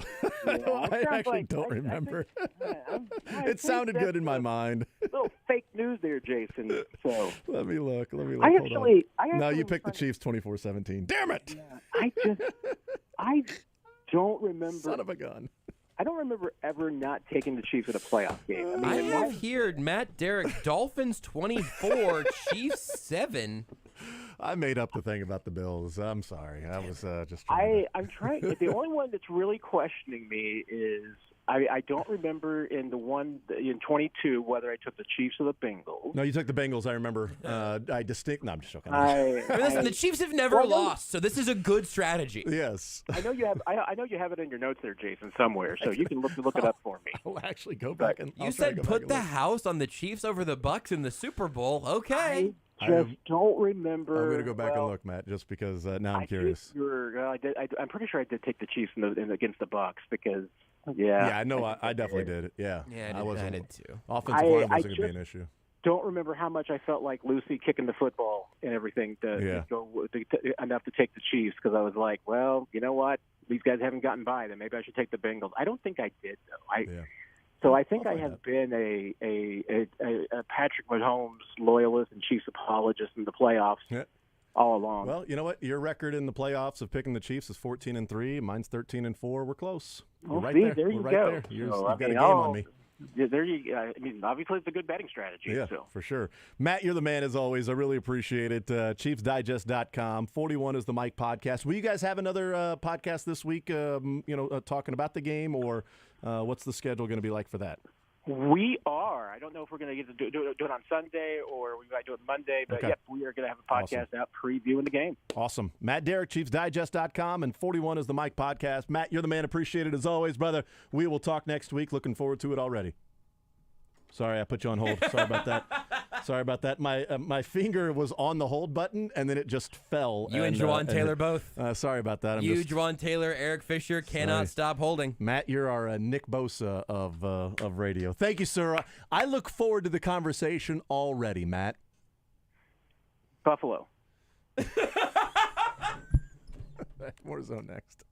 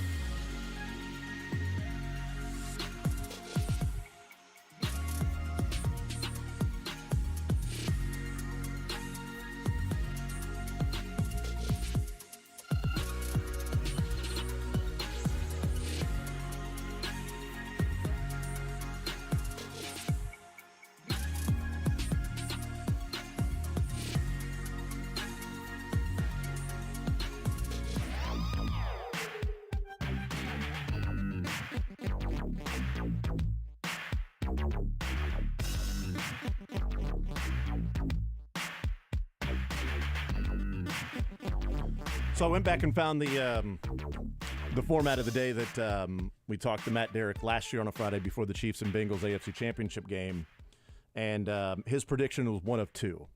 It was either the Bengals winning 45-6 or the Chiefs winning 24-21. I'm going to let you guys guess which one it was. I don't want to give away the answer there. That's a multiple choice. A, 45-6 Bengals win, or B, 24-21 in a game that ended 23-20. Definitely could have been either one. Absolutely. I know what it is, and I'm leaning towards A. No, he had the Chiefs winning 24-21. So good for him. Good for him. He is amazed at how well organized you are, though. So I also think that he is dumb because he picked the Chiefs to beat the Bengals 2 years ago. Yeah. So stupid. Idiot. Dummy. Idiot. How do you pick against Joe Burrow? That's what I've always said. You simply can't. You simply cannot. We'll get Matt Derrick's prediction on Chiefs and 49ers next week. I'm going to guess it starts with the Chiefs having the bigger number. Well, I guess with this logic, yeah.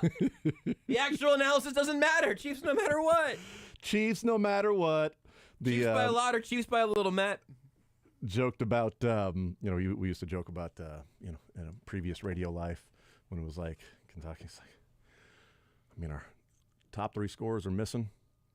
Coach has had the flu. It's the best team in America, and it's on the road, but I feel confident. Cats by 10. Cats by 10. Cats by 10. Cats by 10. I feel like you just named all the reasons why they have no chance of winning. I don't care. Cats by 10. I think Cats by 10 in that one. Coach is on a deserted island. Yes. Top 3 scorers are down. Don't have enough bench players. Mahomes no matter what. Mahomes is going to win, man. All right, so today there's going to be a switch. It's not going to be Reed and Rashee Rice. There's a switch now. It's going to be Tobe, Spags, Nagy, and Travis Kelce. Okay. So Kelce will be at the podium today because Kelsey's been at the podium with Andy Reid on a Fast Friday. Yes. And they've had other players with the coordinators. So they've moved Kelce because this is the last availability until Monday, I guess. I guess so, yeah. So that's why you're getting. Well, I guess do they do interviews when they land, when they arrive? Do any players do anything? I don't think so. I don't think it's they do just either. Get the footage and the B-roll. We'd have to ask Mick that since he's always there. He said that was one of his 2 favorite days. Yeah, was Arrival. So maybe there is something else to it. I don't know. But I don't remember them talking. They talked to different dignitaries, like the Las Vegas mayor and this lady who's #1 at the strip club, and then here are all the Chiefs arriving. Isn't that who they'll talk to? I think they come. Right? I think there's a parade of just parade those like 5 people. We've got the mayor, #1 strip club. Oh, you're in town this weekend. Let's talk. 913-912-4810 is the text line. And yes, so it'll be Steve Spagnuolo, Dave Tobe, Matt Nagy, and Travis Kelce. We'll see what does Travis Kelce think of the Justin Tucker interaction. I am pumped to hear what he has to say. It's about time we finally get him in front of a microphone to talk about it. So as Curtis Seabolt has pointed out, the roster today now is Tobe, Spags, Nags, and Swags. I think you should have gone with Tobe, Spags, Nags, and Wags. Because Wags are the wives and girlfriends. But he is the partner to the more famous person. Is that what we're doing? I like it. Right, but people are much more in tune with Kelce because of the wag. Because of the wag. Okay, very good. Sure. Either way, it works. So but yeah, he certainly has the swag. We got Dave, Spag, Nag, and Swag. Doesn't work. We got to get Tobe in here somehow. Because the New York Times has written a story. I didn't see this. About kids now going to the barbershop asking for the Kelce. Wow. Yeah. Wow. Take that, Eric Hosmer and Patrick Mahomes simultaneously. Which for 300 years has just been called a fade. They give the kids the beard is the thing.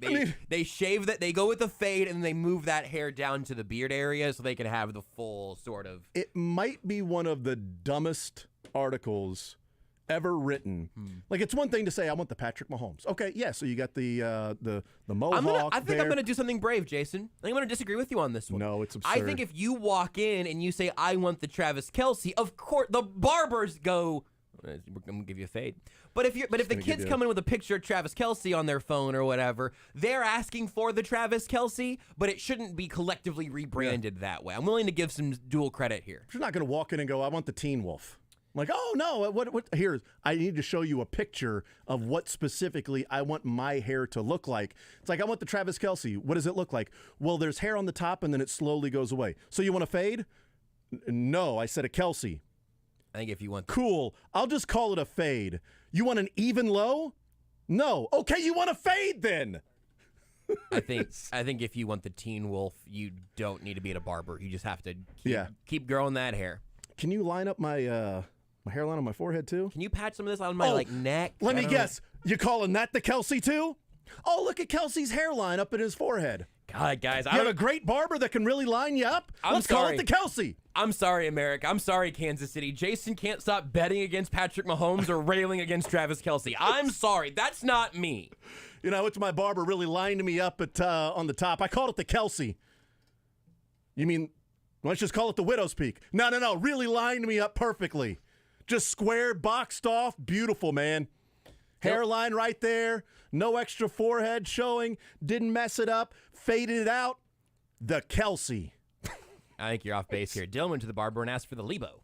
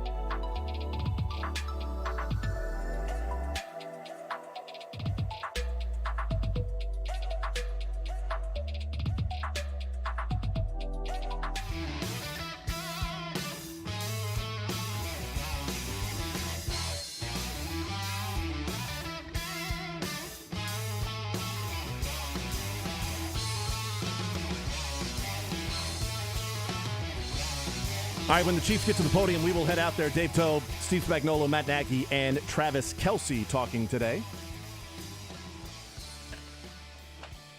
So we'll get the Kelce. today. Dude, like how many? There's a lot of people around the office that have asked for the Lebo. You got Kadog, you got Dylan. Well, yeah, I guess. Lebo, does he just ask for himself? I'll take a me. Give me a me real quick. Does That's gotta be a nice power Does Mahomes ask for a me? Yeah, he walks in and like just shows the barber a picture of himself, like his NFL like headshot.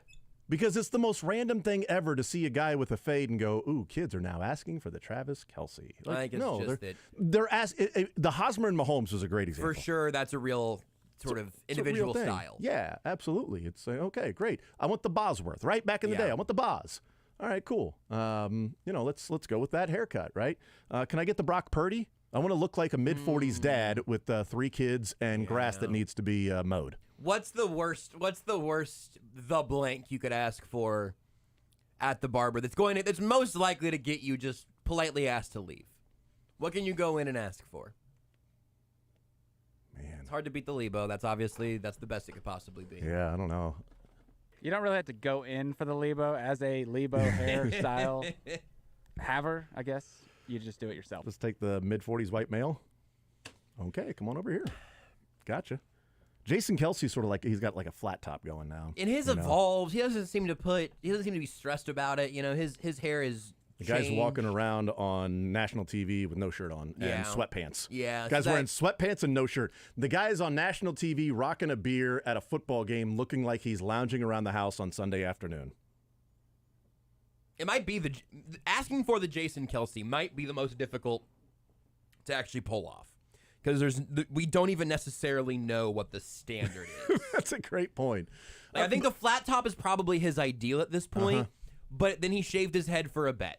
And then he grew his hair out longer earlier in his career. And it fluctuates for him. Well, in the Kelce facial hair, you can't really ask for like the... actually, you know what? Too. I'm going to rock the Kelce facial hair this year. Which one? We have the El Travador. We have the mid-season. We have the shortly after becoming internationally super famous. And then we have the playoff beard. That's right. He's definitely rocking the playoff beard because it's cold out right there. now It's cold right now. He is putting some work in those. Is he going to stay with the beard? Like, is he going to show up today shaven? No, he's got to keep it through. Or just tailored a little bit. Is he going to show up tailored to where it's like, okay, there's your 5 o'clock shadow? He's been tailored for a while. There's your 5 o'clock shadow, Travis Kelce. It goes from the top, fading down into then that light 5 o'clock shadow on the side. That's the real cool look. It fades back in. It is a perfect 180 of each other. It is a mirrored haircut / beard cut. The kids are just calling it the Kelce these days. So having a beard and a fade. Having hair and a beard. I want the Kelce. I'll take the Grizzly Adams. You want shaven? No, he had a beard. He had a beard. I learned it watching Happy Gilmore. Patch this thing up. Mm-hmm. Did Tebow get a haircut named after him at some point? He's been working on that really like almost side to center kind of hard part. You know what I'm talking about? He's got a real slant in it. Who was the first one with it's like a throwing motion. It's really awkward. Who was the first one with like the hard part that was famous that had the actual line? Not the Tebow the Tebow one that's at like a 60-degree angle. Yeah, like the legit like hard part. Like, okay, now we're gonna make this famous. Let me get that hard part. I don't know. I'm on it. Yeah. Was it soccer, maybe? Probably. Someone you know in what? Soccer, I feel like. It probably was with the swoosh in the front, but then the hard part on the side. Yeah, soccer hair has been pretty cool. Soccer hair has brought back a lot of different styles. The man buns. You had a man bun at one point, Dylan. I mean, you got the Lebo. You got the Lebo, but it's by choice. By choice, yes. Lebo's got the Lebo by genetics. So mine's choice and genetics as well. I don't know. You had a man bun, so I think you had plenty of hair. I'm just going to have to the first Google result for origin of the hard part is from hairstory.com. Great. So far, so good. Yeah. Hairstory.com, it's perfect. Yeah. Headline, the hard part, fashion, fascism, and feminism. The cut originated in Victorian England and was the norm for men in much of the 20th century for reasons of basic utility. Headwear. Oh. So now I'm on it. But apparently, I guess it happened before Travis Kelce or whatever. Boy, I'll tell you what, if Travis Kelce got a hard part now, I mean, just call that the Kelce. Kids are going to start getting the Kelce now. Isn't that a hard part that's been around? No, it's not, okay? Because he wasn't dating Taylor. Who had a hard part that was dating Taylor Swift? That's what I want to know. Name the last person that dated Taylor Swift with a fade. Picture's not loading here, but the subtitle or the caption for the pictures here says the author's grandfather in World War I and father in World War II, Cillian Murphy in Peaky Blinders. I mean, so we've got lots. David Beckham. Well, yeah, that's probably if David Beckham is connected to it, then it's probably Beckham. Unfortunately, because the pictures won't load, it seems like this website may be Hair Story. Are you in dial-up? I'm not. Well, late '90s web searching. I'm gonna to get Google Fiber. Beep boop boop beep boop beep boop beep beep. Is it Double Jeopardy time? Is it Final Jeopardy time? What was that? Waiting for that handshake there with the. I gotta put in a new. I gotta put in a new AOL CD. Hold on. Does my Chromebook? Who picked up the phone? Who picked up the phone and kicked me offline? I told you I was going to be online. I'm using AOL minutes right now. I specifically said I'm in a chat room. How am I supposed to play Neopets when you're on the phone, Mom? I was almost to the end of Oregon Trail. I survived dysentery and a broken wheel. And I couldn't survive you. I hate it here. I hate it here. I want my own phone line. You kidding me? We're not rich. Not getting your own phone line. Fine, I'll go get backyard baseball out of a cereal box. That was the best, man. I was so excited for the Kelseys to talk about backyard baseball. That's right, football yeah. And bring that back. I thought really they were going to actually start a league of real kids playing backyard football. Whoa, this is also a great idea. Just like there's no pads, no nothing, just playing backyard football, and it's a league. Helmets, just helmets. Nope, nothing. Well, nobody plays backyard football with helmets on, Josh. What single bar face masks? We're gonna connect the video game aesthetic to the kids out there playing in the backyard. They get to wear a single bar face mask. It will not prevent concussions. Nope, you get to wear the leather helmets of back in the day. Just putting the leather helmet over like they did back in the 30s Fine. and 40s. We've come to terms. Yeah, or the 20s, or the aughts, whatever years that they wore the leather helmets. That's what you get to wear. I think I'm gonna say teens. I think the 19 Yeah, that's who the backyard teens, football would be with teens. I think is when they were wearing leather helmets. Because you don't want to do it. You don't want to start too early. You don't want to go too late though either. I mean, you get a couple. You get an look. I mean, you get a 13-year-old and an 18-year-old having a collision at the 50. Here's Dave Tobe. Good afternoon. Fire away, everybody. Preparing for any field issues or looking at the field? Have you done any advanced scouting on that? No, because right now the field, evidently it's outside. You know, they roll it in. They're going to roll it in Thursday night. That's what we heard. And then they're going to put the goalposts up Thursday night. We will get a practice over there on Friday. We'll go over and kind of walk around and maybe hit some balls, but just get a feel for what it looks like on Friday. With Kadarius off the injury report, do you anticipate using him as a power? There's a possibility. It's up to coach. See how the week goes this week. It'll be that sixth guy, whoever's going to be up at that wide receiver spot. He's definitely in the mix, though. Dave, I guess I have to ask you about this stuff that happened before the Yeah. game with Justin Tucker. Did you see that? Were you down with your guys? I was in the middle of the field when it happened. I saw what was going on down there. I saw it, and it happened. It wasn't that long of a deal. It happened, and then it was over pretty quick. But I just think you just need to, you have to have a little bit of common sense, really. You don't put your helmet in the middle of somebody's drill. I mean, that's just common sense, really. So. You guys, it's kind of a dance. Yeah, it happens all the time. I mean, we have to wait sometimes 5 minutes to get a spot, but we understand, where we are in the pecking order. Kickers wait for offense and defense. I mean, if they're on the field and they're doing their drill, you let them do their drill, and when they're done, we go in and kick. You share it. There's only one field, so you have to share the area at that time until we split, when the referees come out. Is that something that, like Patrick said, that it's been a problem, not a problem, but it's something that happened before? Is that something that... Tucker's right. He's done that for 12 years. He probably has, and it just meshes up with our warm-up, the way he does it. It doesn't mesh up with every team. Every team does different timing. Like our timing happened to be when he does his thing. So we were there first, so you let that, you just wait for the guy to get done. It would have been 5 minutes and he would have been fine. It's really not, it's turned into a big old deal, and I think Pat and Travis did a great job of explaining it and, what happened. Sorry, what are your early impressions of McLeod in their return game? Yeah, he's very good. I mean, he's obviously he's an experienced guy. We faced him last year. He had a couple of nice returns against us.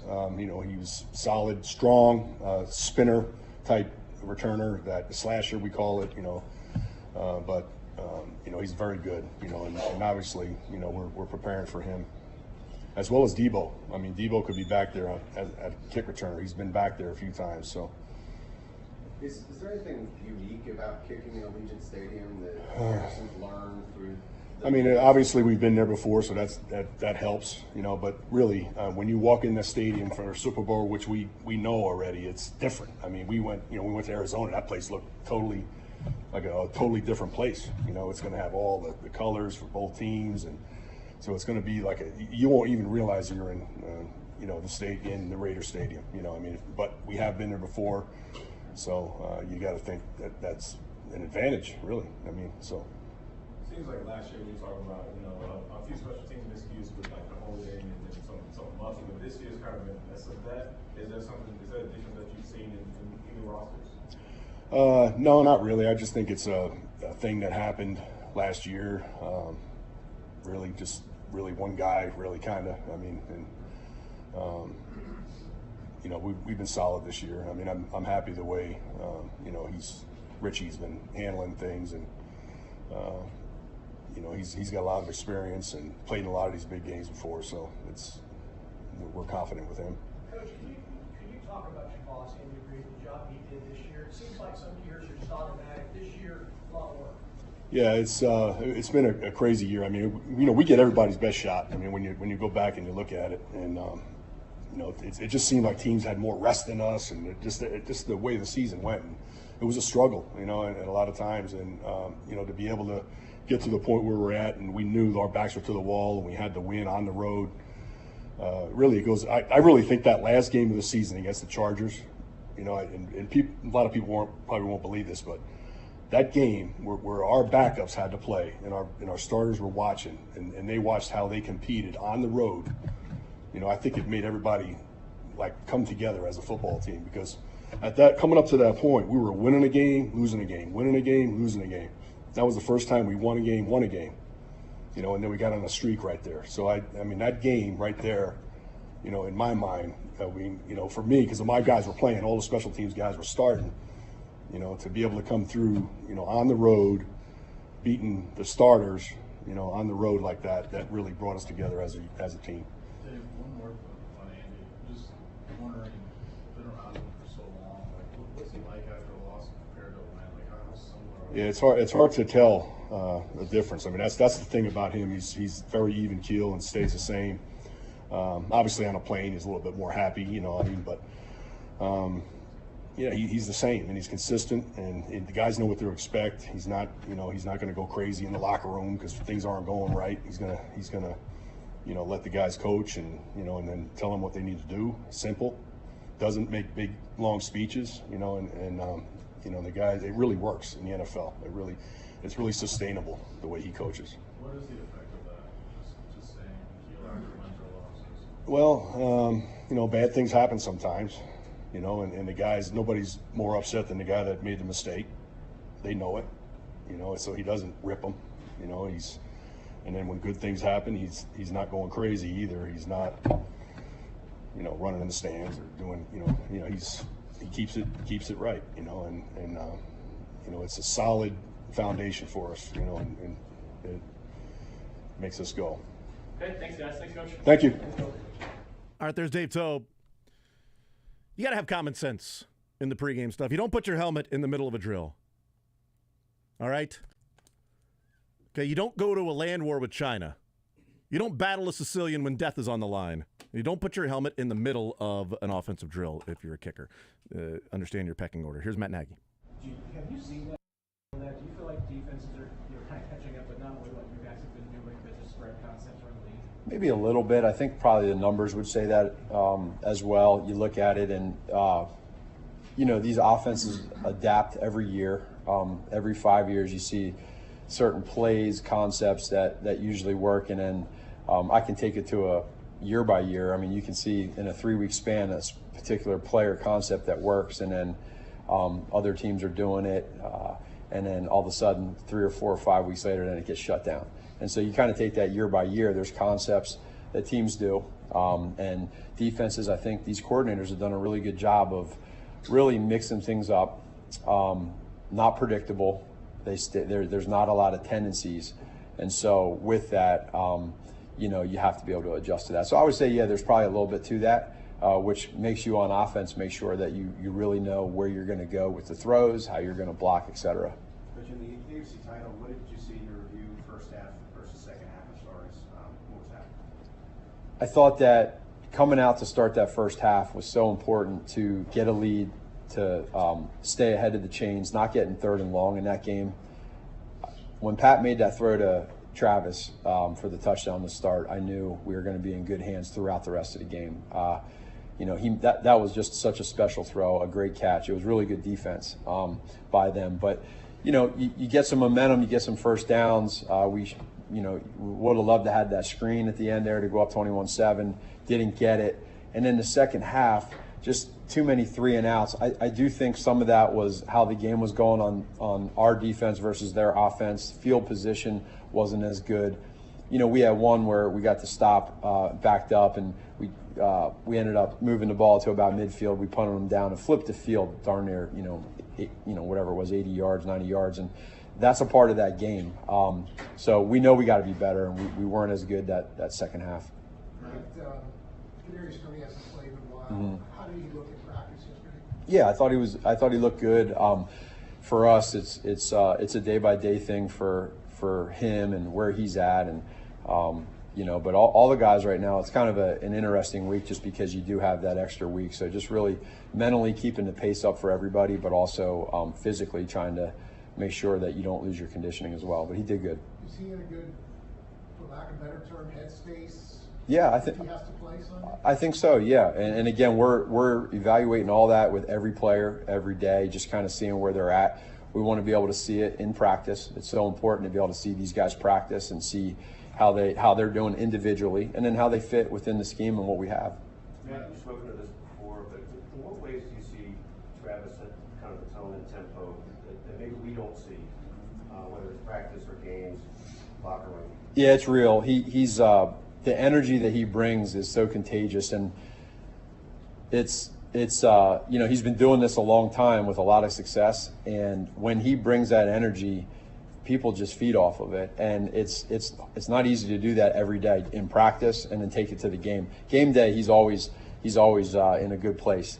Throughout the week, he's done a really good job this year of making sure that we follow him and Pat with that energy. I mean, our offense right now is in a good place feeding off of energy, and I think when those two guys have that energy, they follow. Matt, with Marquez at the end of the game, having to catch the steal the game, just wondering if you kind of recap, obviously he was not in a great place mid-season with dropping against the Eagles, but just his ability to bounce back, just what you've seen from him. Yeah, it shows who he is. I mentioned it last week in this same meeting that Quez is a guy that's internally driven. He's mentally very resilient.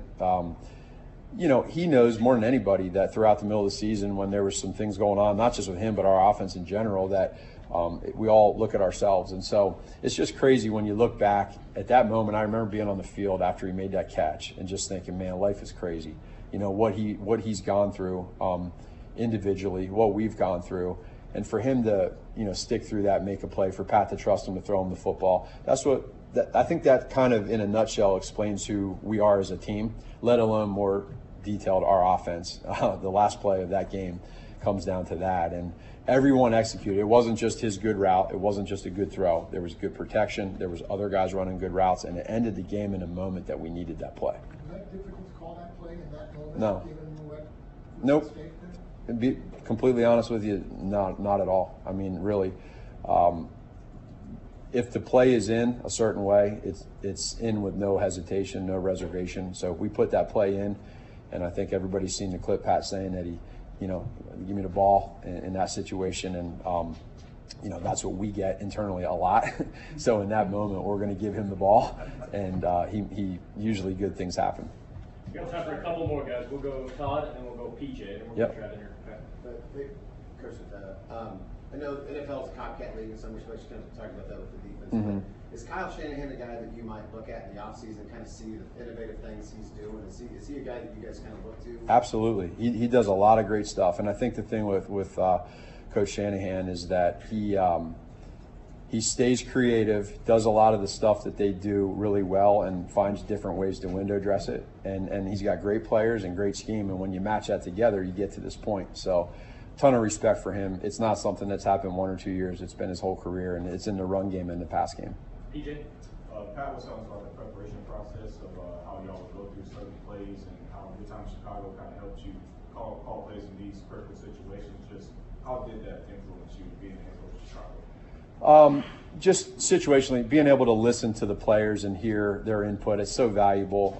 Especially, situational football is always important. When you get to the playoffs, when you get to these games, you want to make sure you're as prepared as you can possibly be. So we try to be really good at talking through and communicating situations, and sometimes those situations never come up. It's that one time that they do, and when they do come up and they work, those are the ones that are fun because you can always use that for your next meeting. And I think the most important part of those meetings that we have, that I've learned as a coach in general, regardless of position, is listen to your players' input. If they trust the play and they have conviction in a play, it has a much better chance of working than if you like it more than them. Okay, thanks, Coach. All right. Take care. Like Wasp. If they like the play and they're convicted about it, maybe a little Wasp activity. Kadarius Toney's looked fine. Just sort of a day-by-day thing, and his headspace, asked if he's in a good headspace. So I think so. Here's Travis Kelce. This year has been a wild year, man, and it's fun just getting the game plan ready and trying to clean everything up before we go down to the madness over there in Nevada, man. Has Jason kind of got you about your beard? How come it's I've been growing the beard out for years, man. No, I just started this probably at the end of the season, and we started playing our best ball and just rode it on through the playoffs, man. Travis, you were particularly pumped up last week. Why? What was it about last week? I think it's what we saw on film from their defense. Just guys flying around, playing to the whistle, and kind of trying to impose their will on guys. And we knew that we had to meet that mentality with that kind of mentality ourselves. Do you feel like guys look to you for that kind of stuff, for energy, not just on game day, but during the week as well? I think during the energy, I can help kind of channel that mindset, that mind frame, that desire, that focus to kind of lean on the guy next to you and play a little bit harder for the guy next to you, knowing what we're going up against for sure. What's the difficulty maybe in repeating that this week? Knowing that it's on film and that the team that we're going to play has seen that we can bring that mentality. So the challenge is there. This is a group. It's going to be the best defense we play up to this year, and I'm excited about that challenge, man. Sorry about that. You're good. Andy's well known for advocating. You guys show your personalities, but also we've got a limit. I wonder what that's been like for you to navigate Andy's line and how much he's let you be who you are. Yeah, I mean, I've been on paper saying that I'm very fortunate I've been here with Coach Reed because he's helped me learn while showing my personality, my passion, my energy for the game, all while trying to channel that professionalism to not hurt the team. Without a doubt, I've been fortunate, and I think Coach Reed does it better than anybody. Drew Tranquil was saying yesterday that during some of Andy's talks the other day that you would just kind of jump in and yell, and Andy's kind of like, "Yeah, let's go." Is that part of what it means to feel free to be who you are? I don't think I was cutting them off. I think I was just maybe beating them to the punch, getting everybody fired up. I was just excited and trying to channel that energy and make sure everybody heard me, man. Trevor, you did the Super Bowl thing a few times now. From year to year, how are you anticipating Monday night for free for all to be maybe a little bit? It's exciting, man. It's all exciting stuff. It kind of builds and sets the tone for the whole week.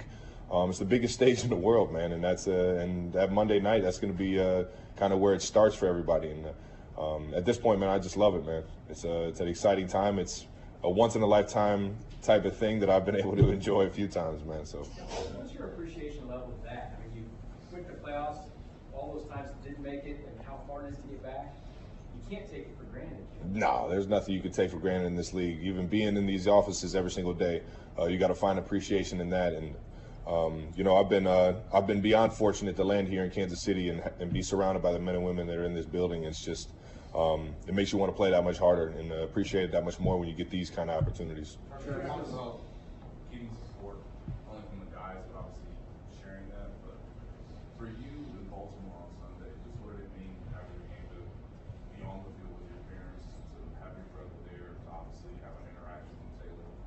What does it mean to you? So That moment. it's another memory in the journey that we get to cherish, man. And I'm fortunate that I got all the support I need off the field. And, you know, it gives me a reason to play that much harder on the field as the people you just mentioned. So. Travis, Andy and Pat talked about how you needed that rest in week 18 a little bit, and obviously you started the season with the knee injury. Has this been more of a grind for you physically than other years in your career just because of that early injury? I mean, every single year is different, and I'm not going to lie. There have been years where I've kind of battled through some things that, frankly, were a little bit more serious and a little bit more frustrating than what I had to go through this year. But this year, I think the fact that we weren't winning kind of piled up on how I was feeling physically, and you can just catch yourself in a I don't know, just like a darker room, I guess, if that makes sense.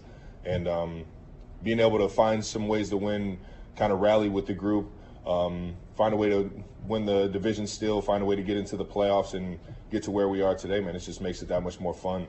But every year has its own challenges, man. And everybody's dealing with something, man. I promise you. Travis, this was like around Christmas time when you guys did probably the low point of the season. What do you point to, whether it's schematic? Coach Reed. Coach Reed just challenging every single person in this building to up the ante just one more step and just keep taking it up a notch every week from here on out. And that's why we love the big guy. You know, you never fall astray from that kind of mentality. No matter how many losses you have, no matter how close the games are and you're just not finishing them. Coach Reed does a great job of rechanneling that mindset every single week and presenting a challenge against the defense or the offense or just the team that we're going against in the near future. And I mean, this week, no better time than to challenge everybody in that building. He's got everybody fired up. I mean, when you look back on it, it was definitely a time of like, now or never. Like, let's refocus. Let's get this thing going. But at the same time, you know, yeah, I guess every journey is different, man. Every journey is different. So it's definitely appreciated that we had to go through that. But it don't mean nothing if you don't come out of this last game with a victory. Travis, what examples do you have of how your games evolved or accommodate playing 10, 11 years? It's usually when 10 players drop off. Well, I say football has changed a lot, you know, especially the tight end room. I think when I first got here, the majority of my reps were with my hand in the ground. And it's kind of slowly changed to where it's either 50-50 or I'm in a 2-point stance. And that's run game, pass game, and just the RPOs, the ability to have the quick throws on run plays, you know, and having that option, putting all that on the quarterback. The offenses have just changed a lot. And on top of that, you know, the coaching staff in here has done a great job of putting me in positions to succeed. And with that, you know, it's just on me to make sure I'm putting in the work and I'm ready for everything. Trev, you've had more, I guess, in front of the camera experience than anybody else on your team. I'm just wondering where that comes, the confidence that you have in those situations, where that comes from. My mom's home videos, man. Just having that camera on me at all times, seeing what silly stuff I'm going to do next, man. I've always been comfortable in the rooms that I've been in, and just been fortunate that I don't know, I've been able to kind of look into a camera with ease, I guess. I don't know. It's just having fun out there, I guess. Being an athlete, does that I think just having confidence in general, and sports for me were where I built my confidence. I was probably won't believe me, but I was a shy kid growing up until like I got onto the sports field or the court or the ice rink, and then I kind of let my personality show a little bit more because I was having fun, I was having success, and that's just kind of propelled me to have confidence in life. You put your arm around Kadarius after that game, and what did you tell him in that moment? And what are you telling him in the facility this week as he prepares? Man, I just want him to know it's always love in this building, you know. And I know guys go through things both in this building and in their personal lives. He just had a baby girl, a beautiful baby girl. So shout out to Kadarius for that one. But I think you know, what's real is what happens in this building and how we can channel that. And I just wanted to make sure he knew that we were all still behind him and ready to go get the Super Bowl, man. Coach Tobe also mentioned it was kind of a galvanizing moment for the starters to watch the the reserves go out and win that game at the Chargers. What did that do for you guys to see them kind of grind out that win? Just help with the momentum and the energy to the team, man. It was just, everybody getting excited for the guys that don't necessarily get to make those plays or don't get those opportunities. And especially to go out and get a win in the National Football League's about as hard as it gets in this profession. So it's like, I don't know, you just get excited for them. It just helps that momentum and that camaraderie a little bit more. Mackenzie? Yeah, Travis, you've obviously been here a handful of times now, so you've experienced, all the chaos, the bright lights around the Super Bowl. What do you tell or what advice do you give to those guys that haven't been here before so that it's not overwhelming for them as they come in? At the end of the day, no matter how much hype, no matter how many cameras, no matter how many lights are out on that field, at the end of the day, it's still the game of football that you know how to play, and you're one of the best in the world at doing it. And believe that, feel that confidence, and just try not to make the moments bigger than what they are. And lean on. If you're feeling like it's getting a little nervous, man, just lean on your brother next to you, and we'll find a way to get through this thing. We'll go to Nate, Neil, then Jeremy. Go ahead, Nate. Travis, looking back to the last game, whether it was in the moment or rewatching the film, what did you think was your most impressive play from that game? Man, I guess finding a way to screw up the play and then finding a way to make up for screwing up the play when Pat had the third down on our second touchdown. It was like in the red zone-ish. Screwed up the play, ran the wrong route, and then found a way to make a play and make up for it. What kind of role were you supposed to? I don't even know if I want to get into that. Was that the diving play? Yeah. Neil? Coach Kittle last week talked pretty extensively about the relationship with you, with the relationship. It's my guy right there. What's it going to be like playing against him in the Super Bowl again? The king of tight end U, man. He's best tight end in the league, and I mean, deservingly so this year. He's been playing lights out, playing the best football of his career, and really catapulting that San Fran team through the playoffs, man. And I couldn't be more proud of him, and could be more honored, really, to go up against Georgia in another Super Bowl. Can't say enough amazing things about who he is as a guy and who his family is. Can't say a bad thing about him, man. So it's going to be a fun time. Jeremy? Got to try and match that energy, man. Coach Nagy was saying it's important to listen to your players for solutions about the offense. Like when the team was struggling, what sort of solutions were you suggesting to try to get this going? Where you guys are right now? I think it was just understanding how teams were playing us and talking to the coaches about how we're going to attack them. Sometimes it's like I don't know. There could be a miscommunication amongst the initial reason why we're calling these plays, and for whatever reason, sometimes you just got to sit down and talk it out and get on the same page. And that being said, I think it was more so honing in on the fundamentals than it was scheme, and just locking in on making sure we're being accountable at all times throughout the game, and no matter what's called, finding a way to get that done. Go last to Matt. Go ahead, Matt. Hey, Travis, when you started Operation, I think it's 7 running, you've been working with Operation Breakthrough from the beginning. I know you met Sister Berta. Yeah. What was just the influence?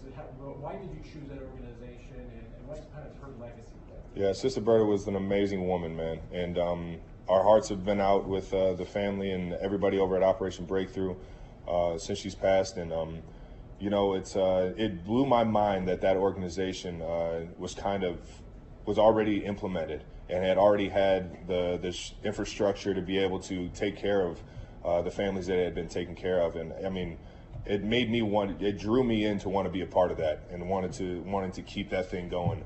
And even more now so than ever, man, knowing that she's gone.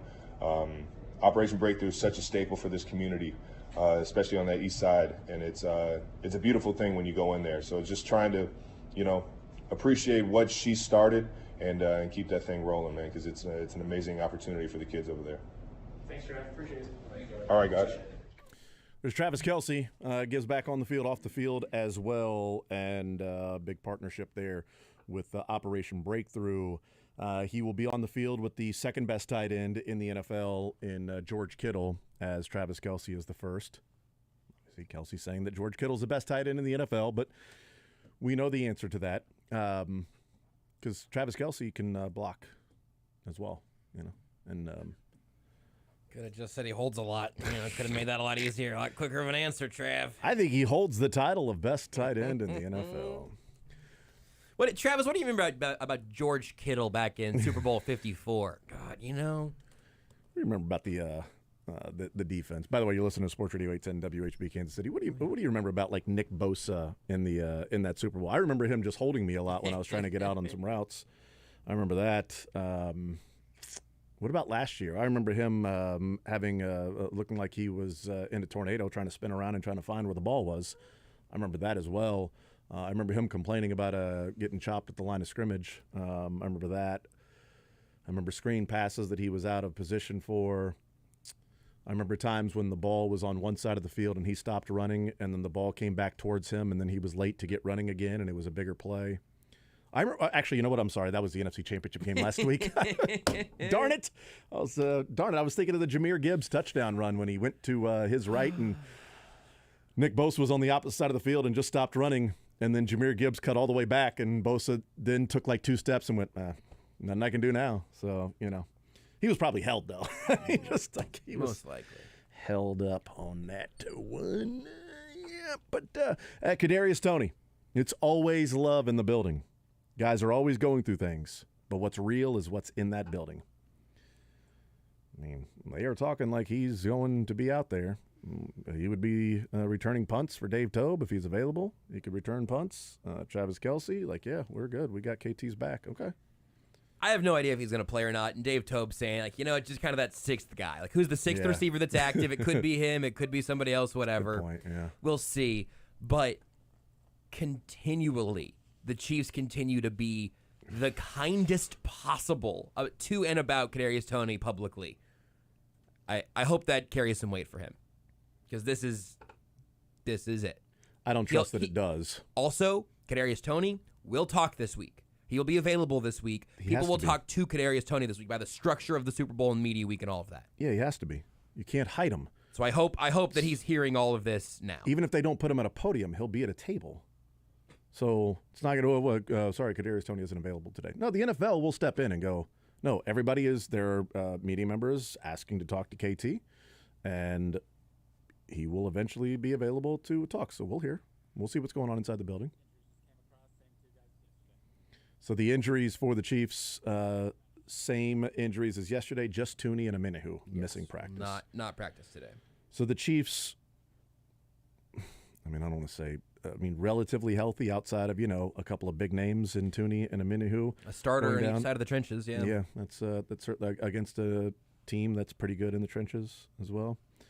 We'll hear from Steve Spagnuolo still waiting for Spags to get there. He's probably having a lovely conversation with somebody in the building. Kelce was up there for a while, too. That was an extensive it was. Travis Kelce presser. It really was. Spags is still talking to somebody else. That's right. Not a surprise that Kelce went before Spags, since when it's game day, Spags is talking to Romo and Nance. Mm-hmm. Now he's going to get there and go, good afternoon, good evening, good afternoon. I'm not sure what time it is. Anyway, I don't have anything else. Fire away. I don't know. This defense working on something extra because they pulled both defenders. Ooh, as that's they a good point. They got meeting Kelce. or something. Yeah, I don't know. I got an all hands defense meeting running a little long. Yeah, you know what? That's a good point. Maybe a defensive meeting going on. But it'd be odd if Kelce wasn't notified that he was going to be on the podium today, and then just randomly, oh, Kelce, you're up. Yeah, that's a good point. Yeah, sorry about that, guys. I'm up. Yeah, I'll talk later because I got something to do. It would be weird. It would not be unprecedented. In a story that we may have told. Lebo may have told earlier in the year. I can't remember, so I'm not going to tell it again. That's probably sometimes I think that was off the air, it may have been. Sometimes it's you're building the plane in midair. You never know. Yeah, that's right. Sometimes you have to build the plane in midair. So we'll hear from Steve Spagnuolo and what his awesome defense has done this year and against the Ravens, and then another dynamic offense that has weapons on weapons on weapons. They've got 3 levels of weapons. They've got Ayuk and Debo and Kittle and McCaffrey. It's the best set of weapons they will face this postseason, and that includes the Miami Dolphins weapons that were out there with Waddle and Mostert and Tyreek Hill, because Smythe ain't exactly Kittle. Yep. And, well, you've got the tight ends and Stephon Diggs and James Cook. Okay. Yeah, the tight ends are Knox and especially Kincaid. Pretty good. Not Kittle. And then the Ravens, Well, you got Zay Flowers and you got Lamar Jackson, who's so dynamic, and Mark Andrews was back with his 2 big catches, and Justice Hill is quick. Yeah, not Ayuk and Debo and Kittle and McCaffrey, because they are, when you take the quarterback out of the situation, that's the offense that any blade of grass that it reminds of the Chiefs back in the day. Any blade of grass, they can score. Because Debo can get a little screen out to the line of scrimmage, down the line of scrimmage, and just weave and break a tackle and go. Because that guy's a running back with the ball in his hands. And that's one of the things that the Lions defense wasn't doing very well, is tackling in space. It is also tough to tackle Debo and Christian McCaffrey. But the Chiefs are a better tackling unit than the Lions. Chiefs defense is head and shoulders better than the Lions defense. I don't think there's any getting around that. The Lions offense is a much better running offense that can exploit the weakness of the 49ers, which is one of the worst defenses in yards per attempt against the rush this year. And they had, 230 yards in the first half, the Lions did? Not rushing the ball, but like 230 yards in the first half of offense. And a good chunk of – they had almost 200 yards rushing in the game against the 49ers. So I do wonder if, do the Chiefs look at that and say, okay, here's the scheme. Here's a pin and pull from the Lions that they were using with David Montgomery. Here's what they were doing with Jahmyr Gibbs. All right, they were faking it inside, drawing Nick Bosa, and then they pitched it out. That touchdown to Jahmyr Gibbs was a fake inside. Nick Bosa crashed down, pitched it outside, and that's when Nick Bosa stopped. Yep. And then Jahmyr Gibbs worked his way back, and Bosa was like, oh, wait. Well, he's too far away now. He's already scored. And who did that the week before was the Packers with Zach Tom. They were saying Aaron Jones was just right off Nick Bosa running past the play. That's right. And Nick Bosa said yesterday, along with the fact that he was probably held on jet chip wasp and the tackles hold, he said, he was asked about what do you remember from the game last year, Christian McCaffrey's first game, and he goes, well, what I remember is that I was specifically game playing for, and what I'll be prepared for and have to be prepared for is they'll be coming my way. It'll be motions. It'll be screens. It'll be, chops. It'll be chips. He's like, yeah, that's what I took away from that game, is that I've got to be prepared for all the things that they brought my way in that game, which totally understand. That's a reasonable answer. Mm-hmm. Totally reasonable answer, because the Chiefs game plan specifically for Nick Bosa in that game. He was running around like a chicken with its head cut off, just like, where's the ball? Oh, nope, I'm getting up the field. Oh, no, wait, I'm going to start to rush, but is it somewhere else? Oh, wait, Mahomes still has the ball, and now my pass rush is slowed down. I don't know if Andy Reid threw the kitchen sink at Nick Bosa to where he's laid his cards on the table already, and then Nick Bosa's like, well, now I just have to prepare for all of the things that they used in that game, or if there are a couple of other things and adjustments off that they can use to get Nick Bosa out of his game or to take advantage of what might be a weakness in his game. Because the sacks in the first half on Jared Goff were Nick Bosa. I mean, he had both the sacks. And there was one play in the first half that could have been a huge play, and Nick Bosa just beat the right tackle and just beat him, and Jared Goff was dead to rights, and it was like, ooh, that was open. That could have been a big play there on that drive, and it ended up, I think it was the field goal drive that they ended up getting before half, because they got sacked, and it ended up being like a 3rd and 15 or something, which they picked up the first down. But, Nick Bosa was awesome in the first half when it was just directly rushing the passer. He says he's got to prepare for all of the things he saw last time and all the things he could see next Sunday, and just prepare for all of that. My message to you at that point, Nick, would be good luck. Like, that's the point. Yeah. That's the point of all of this is, hey, man, prepare for, check notes, everything. Mm-hmm. Maybe we will run at you. Maybe it will be motion to make you freeze. Maybe you will be the free rusher and a screen going right past you. When you have, and that's, again, this is respect to him as a great player, because he is a player that demands this kind of work leading into a game. I don't think that there's a world in which he's just going to be the master of what's happening in front of him. They're going to continue to target him here. Here's Spags. Just blessed that, and the way I look at it is I'm blessed to work with these guys again for 2 more weeks. I've been praying for that every week we're in the playoffs here. So, and a beautiful day. We're in these walls again. I said that last week, right? I don't get to look outside. With that, I'll just open it up. Last year, you guys faced San Francisco a few days after the Christian McCaffrey trade. How have you seen the way Kyle uses him the ball? Yeah, thank God we got him then, and not after they had him for 2 or 3 weeks. It's it's scary to watch all the weapons they have. He's one piece of it, a big piece of it, right? And even in that game, the first time he touched the ball, he ran for a 7 yards, run or something, almost broke it out. I mean, he's explosive, real smart football player, but he's not the only one. They're all over the place on this particular unit. Coach, Justin Reed has announced that the T-shirts are at 1,000. Oh man, humbling, very humbling. I'm going to shoot him for doing that. I'm trying to burn every T-shirt that I can find. I don't think I'm getting them all though. Steve, last year when you played the 49ers, they also had a different quarterback. What are your coaches doing? What are you telling the guys not playing against this one? Yeah, all they got to do is put the tape on, Adam, in my opinion.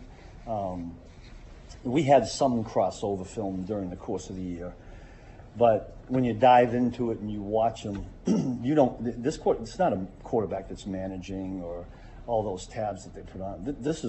He's for real. Makes all the throws, really, really smart. And then what I didn't know, because I'm not seeing enough of it, is how athletic he is. I mean, this is another quarterback that when you cover everything back there and he finds a lane in a pass rush lane, can take off. He did it last week. He's done it in every playoff game and gets positive yards. That puts a lot of strain on us defensively. Thoroughly impressed with him. See, before we get too far away from it, Deion Bush, his interception. Yeah. Really good read. Can you just walk Yeah, he did a great. He did exactly the way we had practiced. And now here's another guy that doesn't get a lot of reps in practice, right? I was so happy for Deion. I love Deion. He's been with us for a couple of years, and after a year ago he was on the 53. If I have it right, and played a lot of special teams. And this year he begins the year on the practice squad, and yet he's always out there first. He's always rallying with the guys in the secondary. I was really happy. He played it perfectly. He had the right eyes for it. He helped on one side, took that away, and then made himself available. And in those those balls that look like they're easy to catch, those are the hard ones. But he caught it. But he almost made a mistake and started running out. And then he remembered, and it's a big play. God bless. From personnel standpoint, how do you replace Charles and Eddie? Yeah. I tell you, you don't replace that height and that length that he has. But we'll get guys to step in there. Felix will probably have to step in. And, everybody's got to up their game in a Super Bowl anyway. Hopefully, like last week, I think it was decent in the first half where we didn't have to play as many plays. But if the play count gets up, that's where it gets tough for George being out there a lot and Mike, and that's when we got to have guys to step in there. How much do you appreciate kind of those secondary rotational guys like Matt Dixon always stepping in, Yeah. carrying, Yeah, Mike Pinnell, and I mean, we don't even have Derek Nottie is a key to what we do inside, and losing him is a big blow. And Brian Cook's not here anymore. I mean, we've lost guys along the way, and to your point, guys have stepped in. I think that's a reflection of the coaches, the assistant coaches defensively, that do a great job with these players, even when they're not expected to play in the game, and then the players responding to it. But we got a good group of guys that way, and we've needed it. I mean, we've gone through the season where we've lost guys here and there. Drew was out of game. Nick's been out. Drew steps up, and I think they like rallying around each other. Who knows what's going to happen in this game where we may need somebody to do the same thing. Are you surprised that you haven't lost a few assistants along the way just with how? Yeah, very surprised. I mean, all these guys are deserving of being coordinators, and there'll be some eventual head coaches in this group. But everybody has their reasons for tabbing guys from wherever. But hopefully, God willing, these guys will get their opportunity What's too. your appreciation level for just getting to this point? You've gotten to this point as a coach more than most guys who get to this business with a different organization. What's key? Yeah, I don't know, somewhere in the off season or in the past here, we've been talking. I was having a conversation. I think it's a huge accomplishment to win a conference championship, and yet we all know that when you go to this game, somebody loses, and then what they call it, the loser. I don't feel that way. It's harder to win. It's almost harder to win a conference championship than it is to win a one-game, Super Bowl. So I value it, and to get to this point, I think is an extreme accomplishment. And when you think that way, you think about all the people that you did it with, the coaches, the players, and all the staff around it. I just think it's a great way to celebrate a lot of work. This began, I think, July 17th. It's February 2nd. It's a long grind But to a man and a woman, all the people that we got working here, they've done a tremendous job. Steve, how much does Mike Edwards' ability on block, just in reading, I know you guys use just Yeah. blitzes, on sort of playing the second level, how much does Mike Edwards play? Mike has a huge play in that, and because he's one of those cerebral guys that I keep talking about. And again, I think we've mentioned this before. You know, Mike came new here. It's been 1 year in the system. It's not always easy to do, but it tells you a lot about him mentally. And he's a natural football player. He'll see things out there and get a feel. Might not be exactly the way we worked on it in practice, but he finds a way to make a play because he's just a natural football player. It's big. You mentioned Felix. Yeah. What's his readiness to be able to help? Yeah, I mean, we feel real confident with where Felix is. I mean, I know that we've talked about this, like, let's say we were back in September or October, and I know the questions have come at times where we're rotating guys. You know, we've rotated linebackers, we've rotated D-line, we've rotated corners with Josh and Jalen. And I know that I'm pretty sure I said at the time that part of the reason we do it is to be ready later when guys have to step in. And Felix is a pretty good example. Like, he would get some plays here and there. I mean, again, I've said this before. It wasn't a reflection on what Felix wasn't doing or not doing, but the other guys were playing pretty good. And then Charles came. But now, hopefully, the fact that Felix has played some in games, that he'll be able to step in there and perform pretty well for us. Okay? Thanks. All right, there's Steve Spagnuolo, Chiefs defensive coordinator, and this team heads into the Super Bowl with one of their best defenses in the Chiefs franchise history, and that includes one of them, not saying necessarily the best, but one of the best, and that was a 90s Chiefs team that was led by some pretty amazing defenses, but this defense has been pretty awesome, especially the last couple of weeks going on the road, limiting a couple of awesome offenses, and they will have their hands full with the San Francisco 49ers and Steve Spagnuolo's ability to recall what took place in the last time they played the 49ers. When asked about Christian McCaffrey, first time you played, that was his first game as a member of the 49ers, and talked about how scary the offense is, and not just him, but he's one piece, and it's a big piece, and said, even in that game, if I remember correctly, his first touch went for like a bigger gain. Looking back at that game, fourth play of the game, Christian McCaffrey 10-yard run in his first touch. It was a Jeff Wilson 8-yard run, a George Kittle 15-yard catch, an incomplete pass, and then Christian McCaffrey 10-yard run, Christian McCaffrey 9-yard run.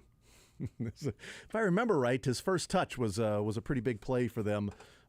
You don't, Spags. You don't remember right at all. It wasn't a first down on a second and 10 handoff to McCaffrey that picked up a first down. That man's brain is a mystery because sometimes he legit can't remember who they played the week before. Absolutely. Which play is that? The play that you'll talk with this last week? Yeah, I don't. I'd have to go back and look. Go back and look. It was the Chargers. See if I remember what game it was. Broncos and play. Bengals. But in general, you know, and then he tries to answer the question because he's a great dude. Interesting his talk about conference championships. Yeah. Harder to win a conference championship than a Super Bowl. And, you know, there's such an accomplishment for winning that. And that is true because forever you've got that trophy. I was talking to my son about, you know, on Sunday, and I'm like, you know, it's obviously a big day, buddy, because the winner goes to the Super Bowl. The loser gets nothing. Mm-hmm. The loser gets nothing. Mm-hmm. It's the worst round to lose in, I think. In some ways. You don't get a flag. You don't get a ring. You don't get an accomplishment of winning. You don't win anything. You haven't won anything. You just simply go home, and that's it. The winner at least holds the Lamar Hunt Trophy, or whatever the NFC's conference championship trophy is. I'm not sure what it's called. The George Halas. Yeah, thank you, Dylan. I knew he would know it. Yep. The Dylan Michaels Trophy, we'll just call that. As Corey Anderson called the Lombardi Trophy once, the Tagliabue Trophy on accident. He's like, well, when they hold the Tagliabue Trophy, I'm like, he's like, oh my God, I feel so dumb. It's like, it's all good. It's all good. They should rename it the Tagliabue Trophy just for S's and G's, you know. But the Lombardi Trophy, something else that Lamar Hunt named. So.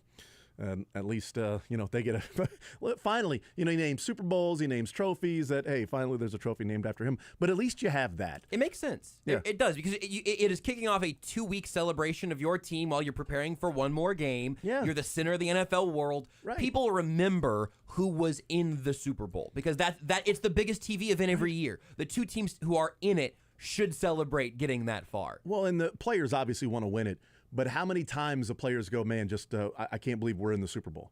You know, like the players that haven't played in it, you win your conference championship, you're like, we're going to the Super Bowl, man. I cannot believe we're going to the Super Bowl, because for 2 weeks it's a build-up. You're on top of the world. You'll have all next week, as Travis Kelce said. It's a lead-up to the game. It starts on Monday, and it's just that slow lead-up to when you actually get out there and play the game. And you got to remember that when you get out there, it's just football. Once the game starts, there's all the pomp and circumstance and everything that takes place. But when the game starts, it's the game. But you know, winning that game on Sunday matters, and saying, you know, 4 out of 5 Super Bowls. Right, yeah, they had 3 of 4, and they won a couple of them. 4 out of 5, if you can win 3 out of 5 Super Bowls, but going to 4 of 5 already puts you in incredibly rarefied air to have those. You know, Curtis Seabolt changed his profile photo to the 4 Lamar Hunt trophies all, you know, lined up next to each other. I'm like, wanted one of those. Yep. 2018, when they lost to the Patriots, you're like, man, they've got to win. One time they got to win the trophy with Lamar Hunt's name on it, man, just one time. And now they're holding 4, and one of them, you know, in Norma's honor, you know, this year. And Patrick Mahomes will have 4 patches on his jersey. It might be a little obnoxious for that. It'll have the Super Bowl, the Norma Hunt, the captain, and then Lamar Hunt, AFC. The Lamar Hunt, the AFL, AFC. AFL. Yeah, the AFC, AFL things. You have the AFC, AFL. You'll have the captain's patch. Then you'll have the Norma Hunt patch, and then you'll have the Super Bowl patch. That's right. So you'll know.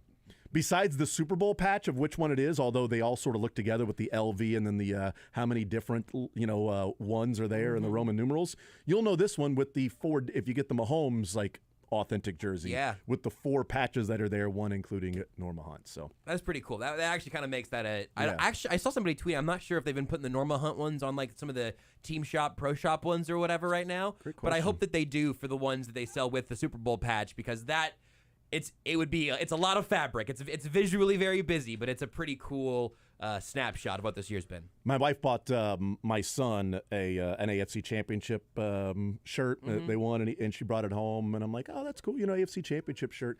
But what made this one cool is that when you turn it around to the back, it has all the players. It has I like those. In alphabetical order. So like Allegretti 73, let's go. all through there. And I'm like, you know what? That's pretty cool. That sort of separates it than just a AFC Championship game. Although, what were you saying, Dylan? I was gonna say it's like a cool concert T-shirt with like all the tour dates. Yes, 100%. But like this is the 53-man roster of this team and other guys that have played in games. Everybody that's played in a game, here's all of these different players. Unfortunately for her, she got up to the counter, to the checkout, and there were other people in line, and as they're scanning it, she goes, oh my God, I'm sorry. I need to take that. That's the 2023. That says 2023 on it.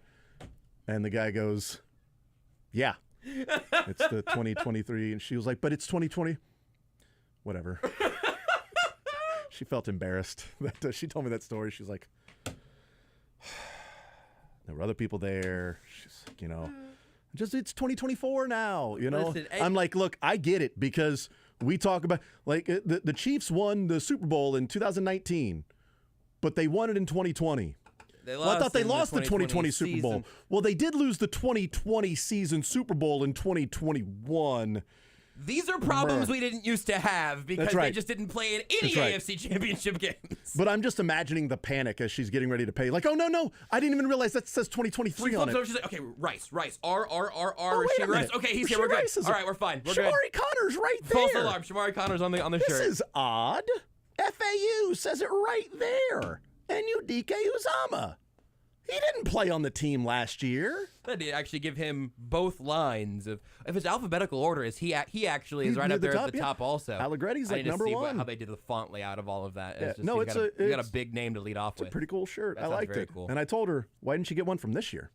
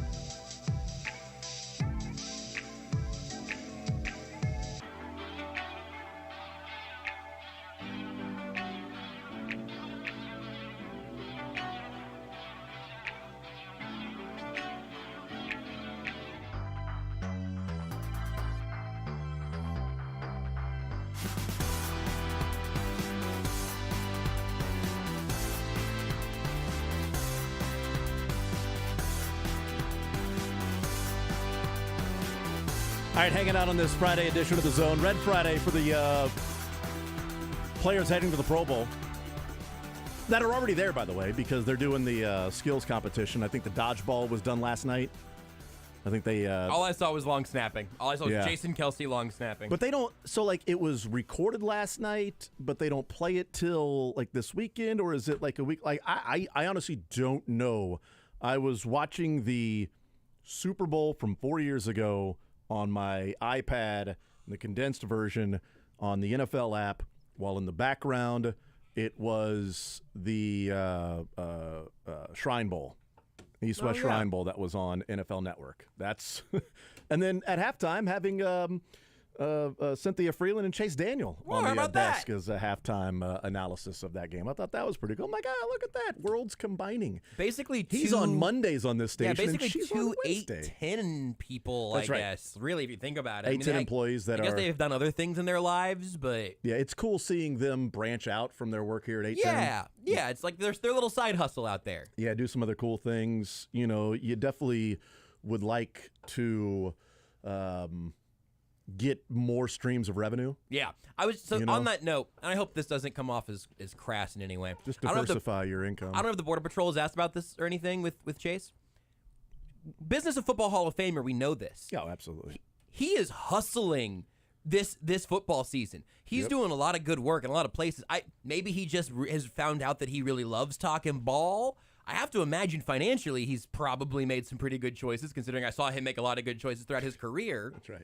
I don't know. Mainly going. It's to very do. cool. I'm very glad to see him be as prevalent as he is, and he's instantly good at it. But Speaking of former great college quarterbacks and then quarterbacks in the NFL that were ultimately maybe better as backups, did you see Teddy Bridgewater's next career move? I sure did. That's awesome. Teddy Bridgewater's announced his retirement. He is coaching Miami Northwestern High School. He's the head coach of where he went to high school down in Miami. really Miami cool. Northwestern. That's pretty awesome that you're going to Miami Northwestern and Teddy Bridgewater is going to be your coach.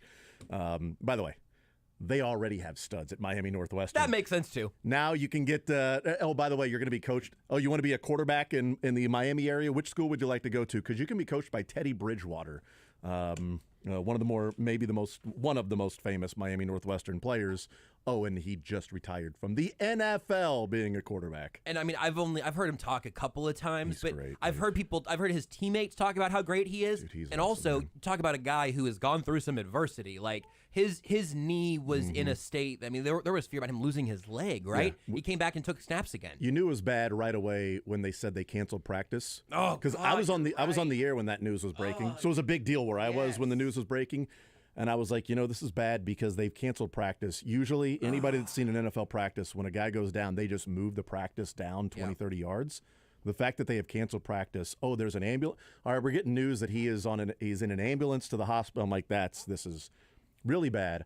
But he's one of the nicest, best dudes. We were talking to him before his junior year, and he was talking before he got up to the podium. So it was just like guys hanging out, off the record stuff until a college reporter started asking him real questions and turned his mic on. I'm like, bleeping kidding me, dude? Idiot. I did that to Matt Derrick at least once. Well, don't ever do that again. I didn't, but I definitely realized after that Matt was very nice about it. But it was like a bye week for Louisville, and he was talking about that just kind of having some time off. And we're like, so what do you do? He's like, well, my girlfriend is coming in town, and we're like, oh, what do you? He's like, I don't know. We may go to the Olive Garden, That Guess, you're celebrating by going to get some bottomless salad and endless breadsticks. Well, yeah, Jason. At the 'cause Olive Garden. when you're there, you're family. Look, that was his big night. We may go to the Olive Garden. That's awesome. Guess what? Kansas City Chief went to that high school. Miami Northwestern. Ooh. I should know that. Current chief? No. Oh, okay. Then I don't feel bad about it. Kendall Gammon. No. Side of the ball.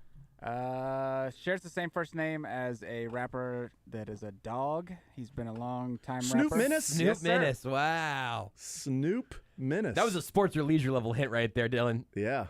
I've learned. We got throughout all of Chiefs history who went there. Well, there's a rapper who Nate something. Snoop Nate Double Menace. Bucati. It's the SNOOP DOG, you see. Other alumni, there's current active players is Levante David, Amari Cooper, Artie Burns, Kalijah Cansey, and Tutu Atwell. So yeah. pretty strong. There's some strong. Those are the current players in the NFL from current NFL Miami Northwestern High School. Yeah, that's cool though. Like you retire and immediately you're the head coach. Of high school, you know, that's like Matt Moore was coaching like quarterbacks, right? Like we've seen some of the stories that are like, well, you know, he's sort of an offensive coordinator. Who was it that retired and was an offensive coordinator at a high school? Gosh, it was a quarterback, and Trent Dilfer. No, because he's a coach now. Yeah, he always did the Elite 11 camps, but for whatever reason, I thought there was like some Chiefs connection, or maybe it was a Chiefs game or something along that. They're like, well, yeah, this guy, he was an offensive coordinator for a high school team. Doesn't matter at all. But that's somebody who just loves ball, right? Has to be. Again, another guy who has made plenty of money in the NFL. I was just getting ready to bring up how much his career earnings have been. Wants to continue to teach in that spot. It really is. It's very cool when guys, especially having the opportunity to go back to your high school and do that. Like, I mean, I plan on doing that at least Summit North. When I retire here, just immediately go back and take the head coaching job of broadcasting. I have found the closest thing that may be firing synapses in your story. Are you thinking about when Todd Haley was hired as a high school offensive coordinator in Florida? That's exactly what it was. Thank you. Todd Haley, who served as the head coach of the Kansas City Chiefs from 2009 through 2011, has been hired as the offensive coordinator for Riverview High School in Sarasota, Florida. There it was. I knew it was in Florida. Teddy Bridgewater's made $64.6 million in his career. Man. That's pretty good. Pretty good work if you can make it. What do you do with $64 million? I got an idea. Go be a kick-ass high school football coach. I got an idea. You think did he have to negotiate his salary to be the head coach there? Like, sorry, you either match this number or I'm going to Miami Southwestern.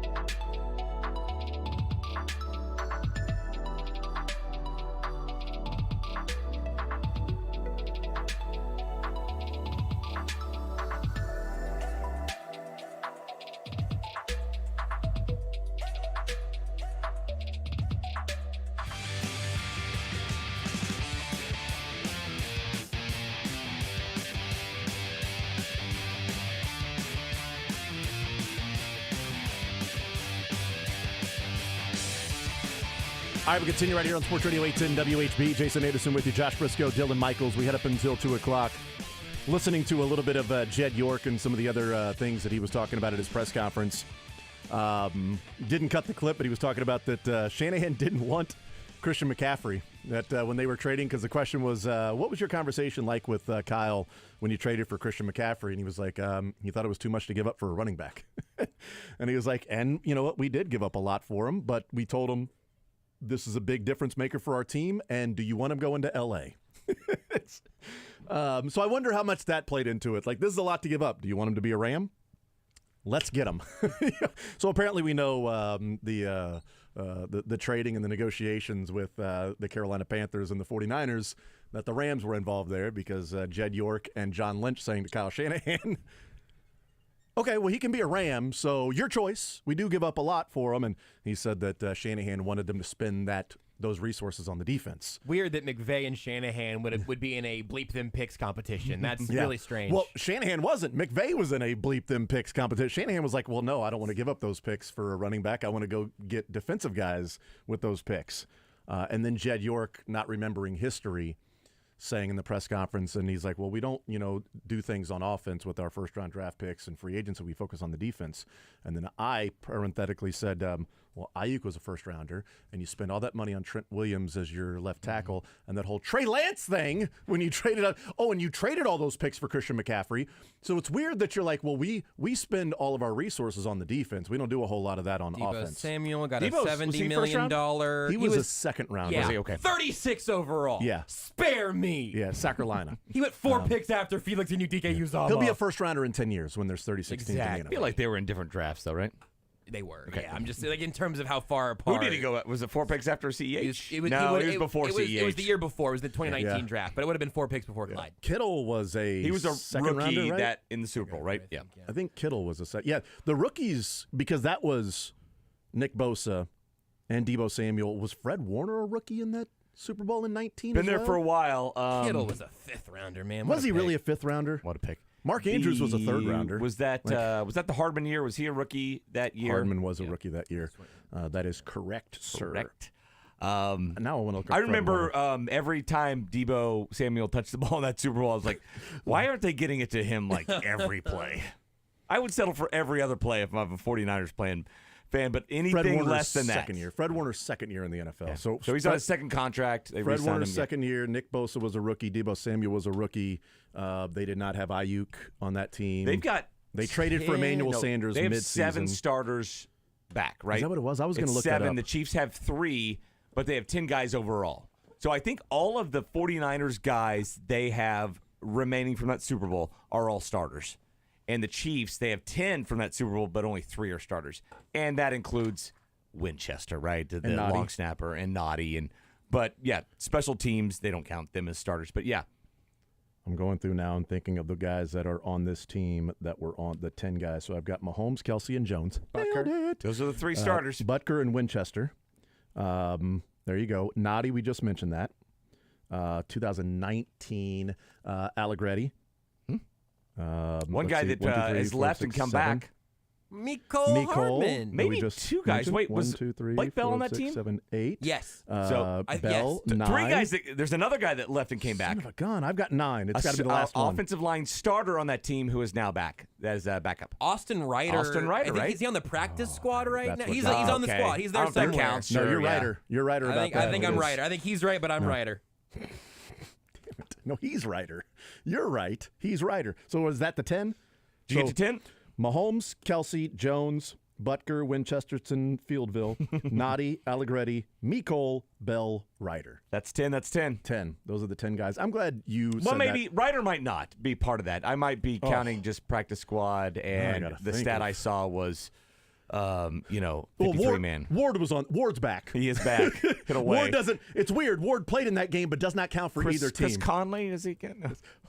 He's already gone, I think, right? Yeah. Yeah, that's 2018 was his last year, but that was so close. But yeah, Charvarius Ward was in that game, but does not count for either We're in the team. same colors. If that counts at all. Yeah, pretty close to him anyway. Right. Yeah. Was Mike Pinnell on that team? Pinnell might have been the other one. He's also on the practice squad, but that would count, I guess. He's not 53 man.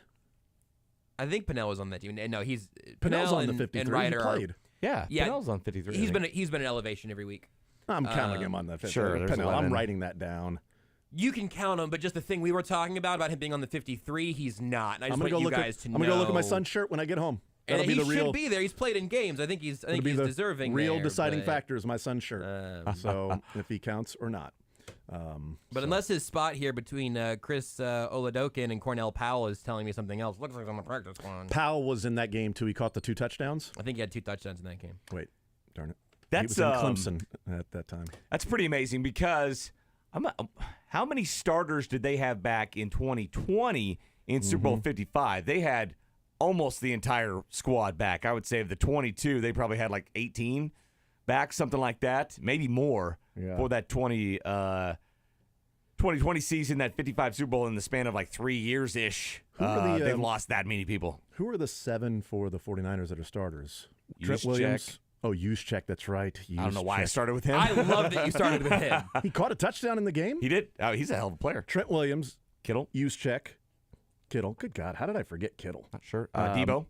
Debo, I got him, and I got Bosa and Warner. So I've got 6. Trent Williams, Debo, Nick Bosa, Fred Warner, Juszczyk, and Kittle. Trent Williams wasn't on the team. Are you talking about 2019? Was he not on the 2019 team? That Okay, was well, Joe erase- Staley's last year. That was Staley's last year. That's right. I remember that conversation leading up to it.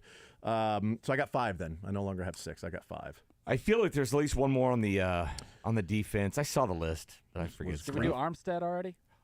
Is No, Armstead? I don't know if Armstead Armstead was there. on that team. Then he's Armstead on it? was on that team. Yep.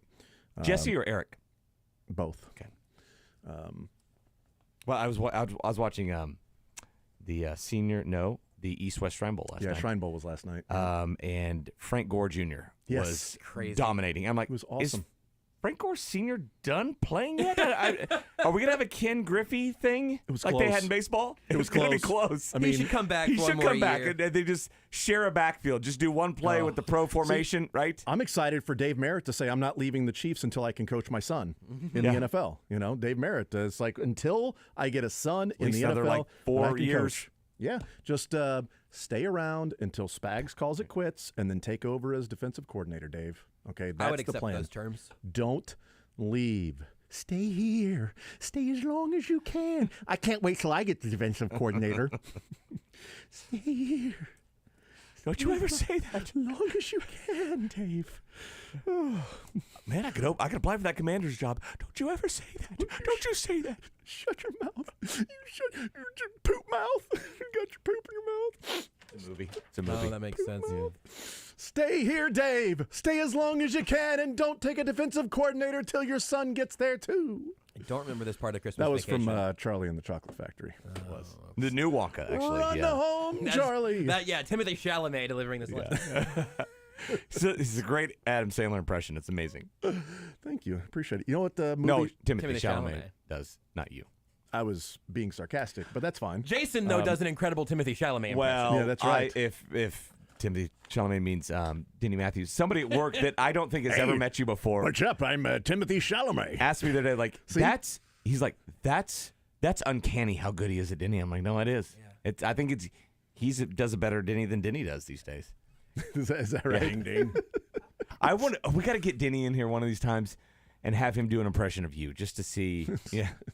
I want to just stand. I'll stand in the hallway so Denny can be in that chair and Brian Haney can be in this one. And that Spider-Man meme is going to be And weird. he's pretty good for just We'll figure it all talking out. at like hours on end, which is basically a key That's a part pretty- to the Jason impersonation. He already has that part down. Yeah. And then we need Bill Walton sitting somewhere. Right. Yeah. I would also. Somewhere. We can get another mic going. What an amazing job getting Brian Haney and Denny Matthews all in the same place at the same time. Reminds me of my mentor, the Wizard of Westwood, greatest man I've ever seen live, John Wooden. You've done a lot of hours of radio. Have you ever gotten to the point, like in the dog days of baseball season, where you just let Denny Matthews and Bill Walton have a conversation about something for a while? That's typically like a Wednesday night when I'm by myself. Wife and kids are out of town. It's Food is unbelievable. Jason Palooza. Let's get some pizza. Guaranteed. He wants some pizza. He'll get some pizza. What an amazing piece. I love the pepperoni. It's one of my favorite. You know, John Wooden once told me, life is like pepperoni. What if he did, though? I asked Bill Walton one time because he was late for an interview at Radio Row. What was your one question?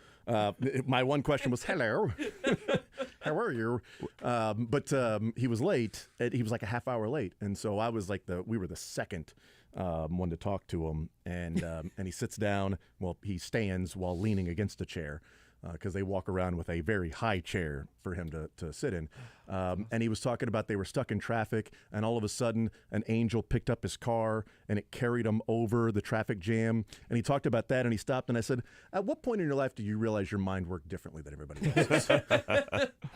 And then that was really the only question I had. It's probably the only question I've ever wanted to ask Bill Walton. Yeah. At what point in your life did you realize your mind doesn't work the same as ours? Segment idea, last hour of every Friday show during the summer, Josh and I will come up with a new famous character, sports or leisure or acting or whatever that you need to start working on an impression, like Paul Giamatti, right, or something like that, or and then you do the Jack Monday, Nicholson. You do the Monday morning monologue in that voice. You have the whole weekend to work on it. Whole weekend to work on it. Ignore your family. Typically, just those things are done over a weekend. We will assign it on Friday. It's due on Monday. Typically, you just work on them a couple times and you're good. You're good to go. Caliendo, before he's done like videos on how which parts of the roof of his mouth he gets to, and all these and how he shapes his lips, and there's a science to it all. It's not just like I hear this and I sound like them. You gotta work on it. Yeah, the amount of hours I spend talking to my wife as Denny Matthews is weird. Mm-hmm. It's totally weird. She comes back as Ryan. No, she just sits there as I get through with my dialogue. Well, actually, I thought. Thanks, Ryan. I thought she was. She loved local sports announcing legends. Typically, yeah. Likes big play-by-play guy, girl. I don't think it's love. Okay, come on. Maybe Jason, maybe start working on putting the hammer down impression. Like that's just get better at that. Yeah, I'm a honcho around the house. You're the centaur around the house. I'm a honcho. All right, let's hear from Jerry Rice, shall we? You're just shuffling papers around. What's happening there? Trying to find the format. The format, you can have mine. How do we segue here? How do we move on? Where do I find this? I was writing the names on the back of my format, so I've got the. Where's the form? Where's that damn format? The names he wrote were Bill Walton, Denny Matthews, Brian Haney, Mitch Holthus. Interesting. Weird. Jerry Rice was at the Shrine Bowl. Yeah. With his son playing in the Shrine Bowl. Had or was it the Senior Bowl? Senior Bowl hasn't happened yet, but he might have been there. Senior Bowl's on Saturday, but then practicing all week. I think his son's playing in the Senior Bowl. Wait, who does his son play for? His son played for USC. Okay, so basically, Senior Bowl are that's like first and second round guys, right? And then East West is more like third through seventh. I got it confused because I asked Matt Lane, who was at the East West Shrine Senior's Bowl, better about Malachi guys. Cooper Corley. Beebe's there at the Senior Bowl, so that's the better guys. I asked Matt Lane about Darius Malachi Robinson, Corley. right, from Mizzou is there. Yeah. Yep. It's like, hey, what about Malachi Corley? You're at the East West Shrine Bowl. He's like, well, he's at the Senior Bowl. All right, cool. Great. I heard that yesterday. Awesome, cool. Well, one day I'll get those figured out. Nobody knows the difference between the people, even the people in Mobile or Dallas, Frisco. Yeah, Frisco. Well, yeah, where the star is. Right, where they practice. They don't even know half the time. So Jerry Rice was don't asked. Get me started on that blue-gray game. Okay. Jerry Rice was asked about a breakdown of the Super Bowl, and they also talk a little of little Taylor Swift in this minute or so breakdown of the Super Bowl from Jerry Rice. We got to get to Patrick Mahomes, and man, that's a hard task. And Travis Kelce, I would double him 100%. And also, Taylor Swift, I would double her 100% too.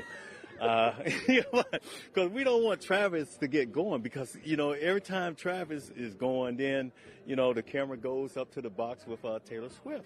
And, so we got to change that. And if we can do that, I feel like we have a legitimate chance. But it's going to be up to our defensive line and also that secondary to put pressure on Patrick Mahomes and get some turnovers. And then we got to, be able to get off to a fast start. The last ball game, 24-7 at halftime. We don't want to be in that position with the Kansas City Chiefs, and especially with a quarterback like Patrick Mahomes. Do you remember any pop culture phenomenon like Taylor Swift from your playing days? Was there anything that compares to that? No, I'm a Swiftie. Yeah. You are. What's your favorite song? I'm just joking. But yeah, you know, but you can't be a Swiftie this week. Yeah, I'm joking about that, but you know, just watching her, she's really into the game of football, and you know, everybody loves her. So you know, the audience done gotten so much bigger. She done so much for the NFL, and you know, Travis, he's balling right now, and we got to take him out of the game. So the game plan, get to Patrick Mahomes, double Travis Kelce, double Taylor Swift. Hey. That's the way that you beat the Chiefs. That's it. And I thought he was going to say, like, you got to double this guy because he is coming after all my postseason records. He got the catches. Right. Touchdowns, he's 3 away? Something like that? Yeah. 22 and 19? Dylan said in our ear, like, that was on purpose where Travis, is it Kelce? Is it Travis Kelce? Is it Travis Kelce? Is it Jason? There's a tight end out there that is breaking all my records. Yeah, I was going to say, typically when your records are broken, they don't tell you the name of the guy that broke them. So that's where here's the deal. On the touchdowns, one more year it'll happen. He's going to get there because, I mean, he averages a touchdown per game in the postseason. 13 touchdowns in his last 12 games. He averages more than a touchdown in his Why his last 12 games? Because that's better to use those stats in those 12 games. I mean, but with Mahomes, I think he's 17 out of 17, right? Right, but it's like, why wouldn't you use those other 5? Because it's not as cool. It's not quite as much. The stats aren't as cool in the 12. 5 out of 6 or whatever. So come on. There. Yeah, but 13 touchdowns in 12 games there. So double Travis Kelce and Rice would double Taylor Swift. You got a double team, both of them. Do you think he's mad that Taylor Swift's done more for the game of football than he has? I don't know that that's true, but does Taylor Swift even have a GOAT collection of apparel? I mean, that's a good point. Do you think Jerry Rice is upset that he's not even going to represent the Rice wide receiver in this game with the most career accomplishments? You think that makes him mad? It is funny, though, because they talked about records earlier in the conversation. It was like a 5 or 6 minute conversation. There was a segment on the Senior Bowl practice Maybe the broadcast. Chiefs could draft his son. And they asked about Brendan Rice. Rices out there. Rice baby. Yeah. Rice baby. Hello, Rice baby. Theirs goes doom doom doom doom da doom doom. Our Rices go doom doom doom doom da doom doom. And who's the drawing a blank? The Bills defensive back that got picked the same year as Mahomes in the trade. That was Tre'Davious White. Yeah. So and when he covers him, he be White on Rice.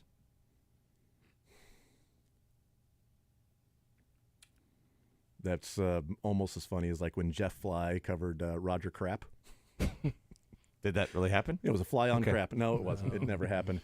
Brendan Rice had Jerry Rice early in the conversation was talking about his son Brendan Rice and saying that he already thinks he's better than me or whatever. He goes, until you have my records, you're not talking.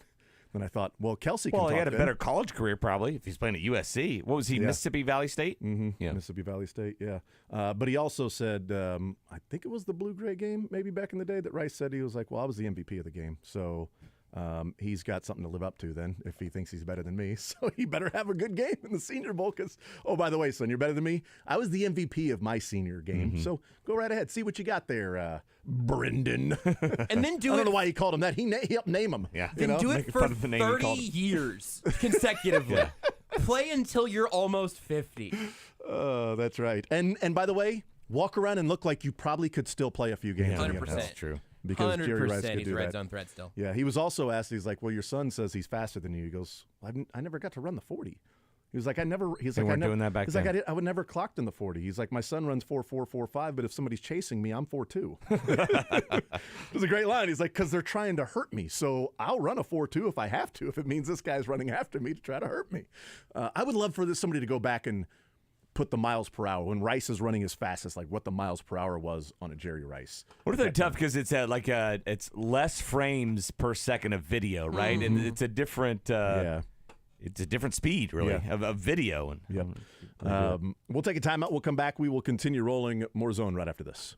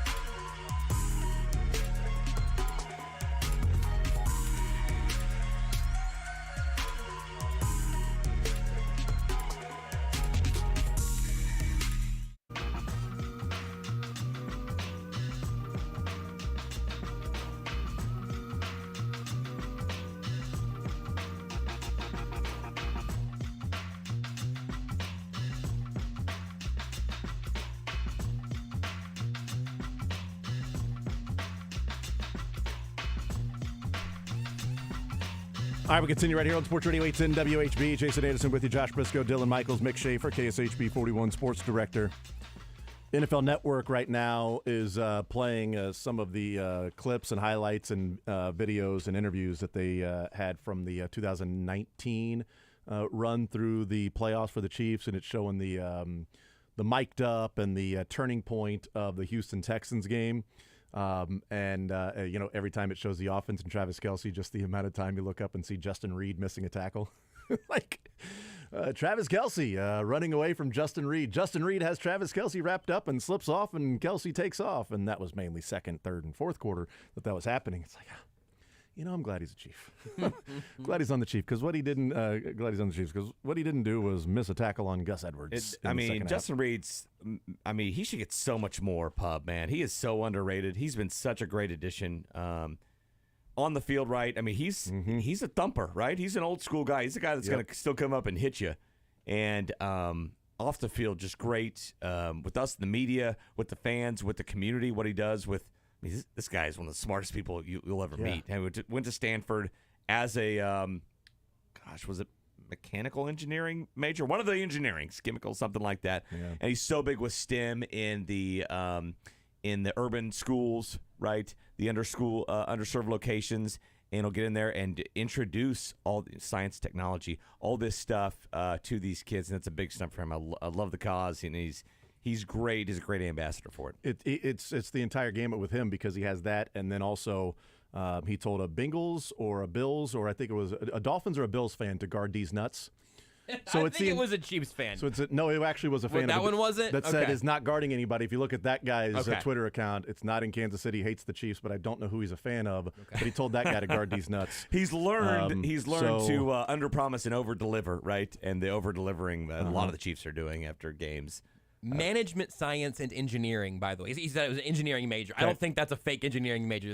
By the way, he was telling the story, but there's a story from the Texas Is there a website. fake engineering major? Well, if I say management science, if I said my major was in management science, you'd be like, what sport did you play? Like that, you know what I mean? Like we went through this with your major More earlier. like restaurateur, So right? he came in to do a story with us one time, and it's one of my more fun stories we've ever done. I brought in all this stuff from my garage because the story was Justin Reed can do everything, right? Yeah. So we brought in golf clubs. I brought in a little hacky sacks to juggle. I brought in a fitted sheet to fold, right? I brought in a package to wrap, and so we got him doing like 9 different things. It's random stuff, and then we put in like a Brady Bunch style of boxes, right, where he's doing all these things at once, and it was a fun story. And he was. You can have the idea, but the other person has to be up for it. He was totally up for it. Sad news, though, to pass along, and that is Carl Weathers has passed away. That sucks, man. Carl Weathers, Apollo Creed. Iconic role. Iconic role as Apollo Creed. That branched off from the Rocky movies and led to other movies. And loved him in Predator. And one of the best scenes that has grown into a meme and a GIF, or as you guys would call it, a GIF, of he and Arnold shaking hands and clasping fists for about, 9 seconds. Long enough to see all the just muscle to definition. show the muscles and the veins and everything, and then of course losing the arm and that gun still going off, which is just awesome. Predator so I never really I watched like one of the Predators, so I don't know him as much from there as well. Of course, everybody knows Rocky. My second film for him is always Happy Gilmore. Chubbs. Chubbs. I was going to say Chubbs. Come on, Chubbs, baby. And that's stole Chubbs' hand. That's right. Man, that sucks. I love Carl Weathers, man. He's so good. But yeah, he passed away. 76. Apollo Creed. Was he 76 years old? 76. Yep. I mean, for him, 45 is the new 76. Because they don't make that 76 anymore. Or maybe they're making it more. Right, and I don't know because he was one of those. And I think he was so popular. He was kind of introduced as a bad guy in Rocky because that's who he's fighting, right? And then he comes over to the good side and he's in all the films. And yeah, he was the antagonist, and then eventually became a part of being with the protagonist. Source of the best Rocky movie, the Rocky 4, when he passes away and Drago kills him. Yeah, he died to help end the Cold War. He did. If he doesn't die, what if the Cold War turns into like World War III, nuclear war? And where are we at as a country right now if it wasn't for Apollo's sacrifice there? And also Rocky not throwing the towel. I mean, you just totally stood should there. have. He listened to his friend too much. So that was roughly 40 years ago. So he was in his mid-30s. Was it? Early to mid-30s when he did those films. Rocky IV was 85. So I believe that put him then older than the actor who played Paulie, who passed away recently. And everybody went back like, wait, he's this age? And they went back and like he was like late 20s, early 30s playing Paulie, the older uncle in all those films. It's like the Wilford Brimley Cocoon. Always people always so come back. fine to He's see who's right older. now. Carl Weathers, and I can't remember the actor who played Paulie in the Rocky movies. Or when people would say like, by the way, Daniel-san is now older than Mr. Miyagi. So Burt Young is the other actor you're looking for, right? Okay. So Carl Weathers was born in 48. Burt Young was born in 40. Okay, so he was still 8 years older. Never mind. Okay. But still. So he would have been in I his got your late point. 30s making those Rocky movies, but playing a character is probably like 55 or 60. How do you, I mean, I have no idea the origin of how he went from, being an attempt at trying to be in the NFL and playing in the Canadian Football League to then becoming an actor, Oh, he did? I didn't know that. I just saw something about him playing for the Raiders. I was not. Well, Carl Weathers, huh? He wasn't drafted. Because I remember looking that up at one point, but like, where did he get drafted at? 8 games with the Raiders. How about that? There you go. That's back when they didn't have this whole like scouting and drafting thing down to a science where you had like 20 rounds, but then you had open tryouts too for, I don't know, Mark Wahlberg from Philly to make the Eagles team. Which was a crazy story because I didn't even realize Mark Wahlberg was that big of an Eagles fan, but he played for the Eagles with Dick Vermeil. Apparently. And I would have had him as a Patriots guy. In fact, I've seen him personally at a Patriots game. Totally. And Dick Vermeil, like this whole time Dick Vermeil was the coach of the Chiefs, he never talked about Mark Wahlberg on his team. He never did. Ever, which is really weird. That's a Carl Weathers Raiders football card. How cool is that? That's pretty awesome. That's pretty neat. All right, I just pulled up his Wikipedia page because that's where I get all my facts. It says, Weathers began working as an extra while still playing football. He had his first significant roles in 2 films directed by his longtime friend Arthur Marks, Bucktown and Friday Foster. Weathers appeared in an early 1975 episode of the sitcom Good Times. Nice. Titled The Nude, portraying an angry husband who suspected his wife of cheating on him with JJ. Dynamite! How about that? There you go. So that's how he, even while still playing. Well, I know why Dick Vermeil didn't talk about it, because Greg Kinnear was actually the coach of that team. It wasn't Vermeil. No. Greg Kinnear was the coach No, I thought of Mark Wahlberg. No, I got to go back and look. I don't know that that's really true. Apparently, according to legend, while auditioning for the role of Apollo Creed alongside Sylvester Stallone and Rocky, Weathers criticized Stallone's acting, which led to him getting the role. Amazing. Interesting.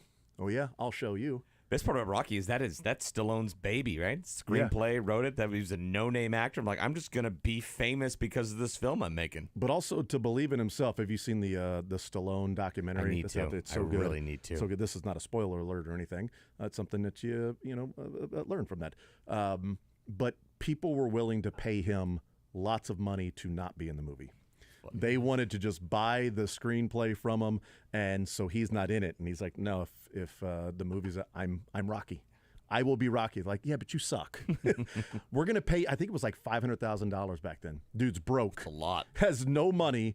Is working like part-time jobs No trying way to find he made something. that much for the movie. And it was like, we're gonna pay you like $500,000 just so you aren't in it. And he was like, no, I want to be in it. And now he's Sylvester Stallone. If he would have sold that script, and just gave it to somebody else, he wouldn't have been Rocky 2, Rocky 3, Rocky 4, Rocky 5, Balboa, Tommy Gunn.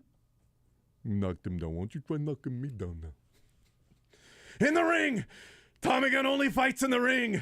That's why My ring's outside. Let's do it. Is that why they had Talia Shire play opposite her, and that that's acting like that's Hollywood royalty right there? She's from the Coppola family. That's why they had her just to try to balance out this new guy that can't act. Probably so. He that chose feels her. right. He chose her. Oh, did though. he? Yeah, Oh, he said okay. she walked in and said, "Boom!" Yeah. Before she even started talking. He said, And that was after Godfather, I believe, right? Yeah, I don't know. So yeah, I think it was. Actually, I have no idea. I'm not sure. I'll have to go back and rewatch both of them. Curtis would know. He's got all the facts on that. So, Carl Weathers passed away, which gives us an opportunity to go back and talk about how he helped end the Cold War. Right. Rocky Ford's my favorite Rocky. Is that your favorite Rocky? I love Rocky IV. I love Rocky IV. There are many, many parts of other Rockies, unfortunately, like Rocky III when Mick dies and Rocky wants to learn jiu-jitsu. So Rocky came out 4 years later than The Godfather, just to follow up on that. there you go. Yeah. Learn jiu-jitsu. He never did, though. He stayed with the boxing yeah. and didn't get in the MMA. I feel like nowadays Rocky would have He would learn to jiu-jitsu. just kind of Well, grapple, wrestle on the ground, all that stuff. Probably already learned jiu-jitsu and then would try boxing as the side part of it. So we'll take a timeout. We'll come back. We'll continue rolling. And by the way, why wasn't he ever governor?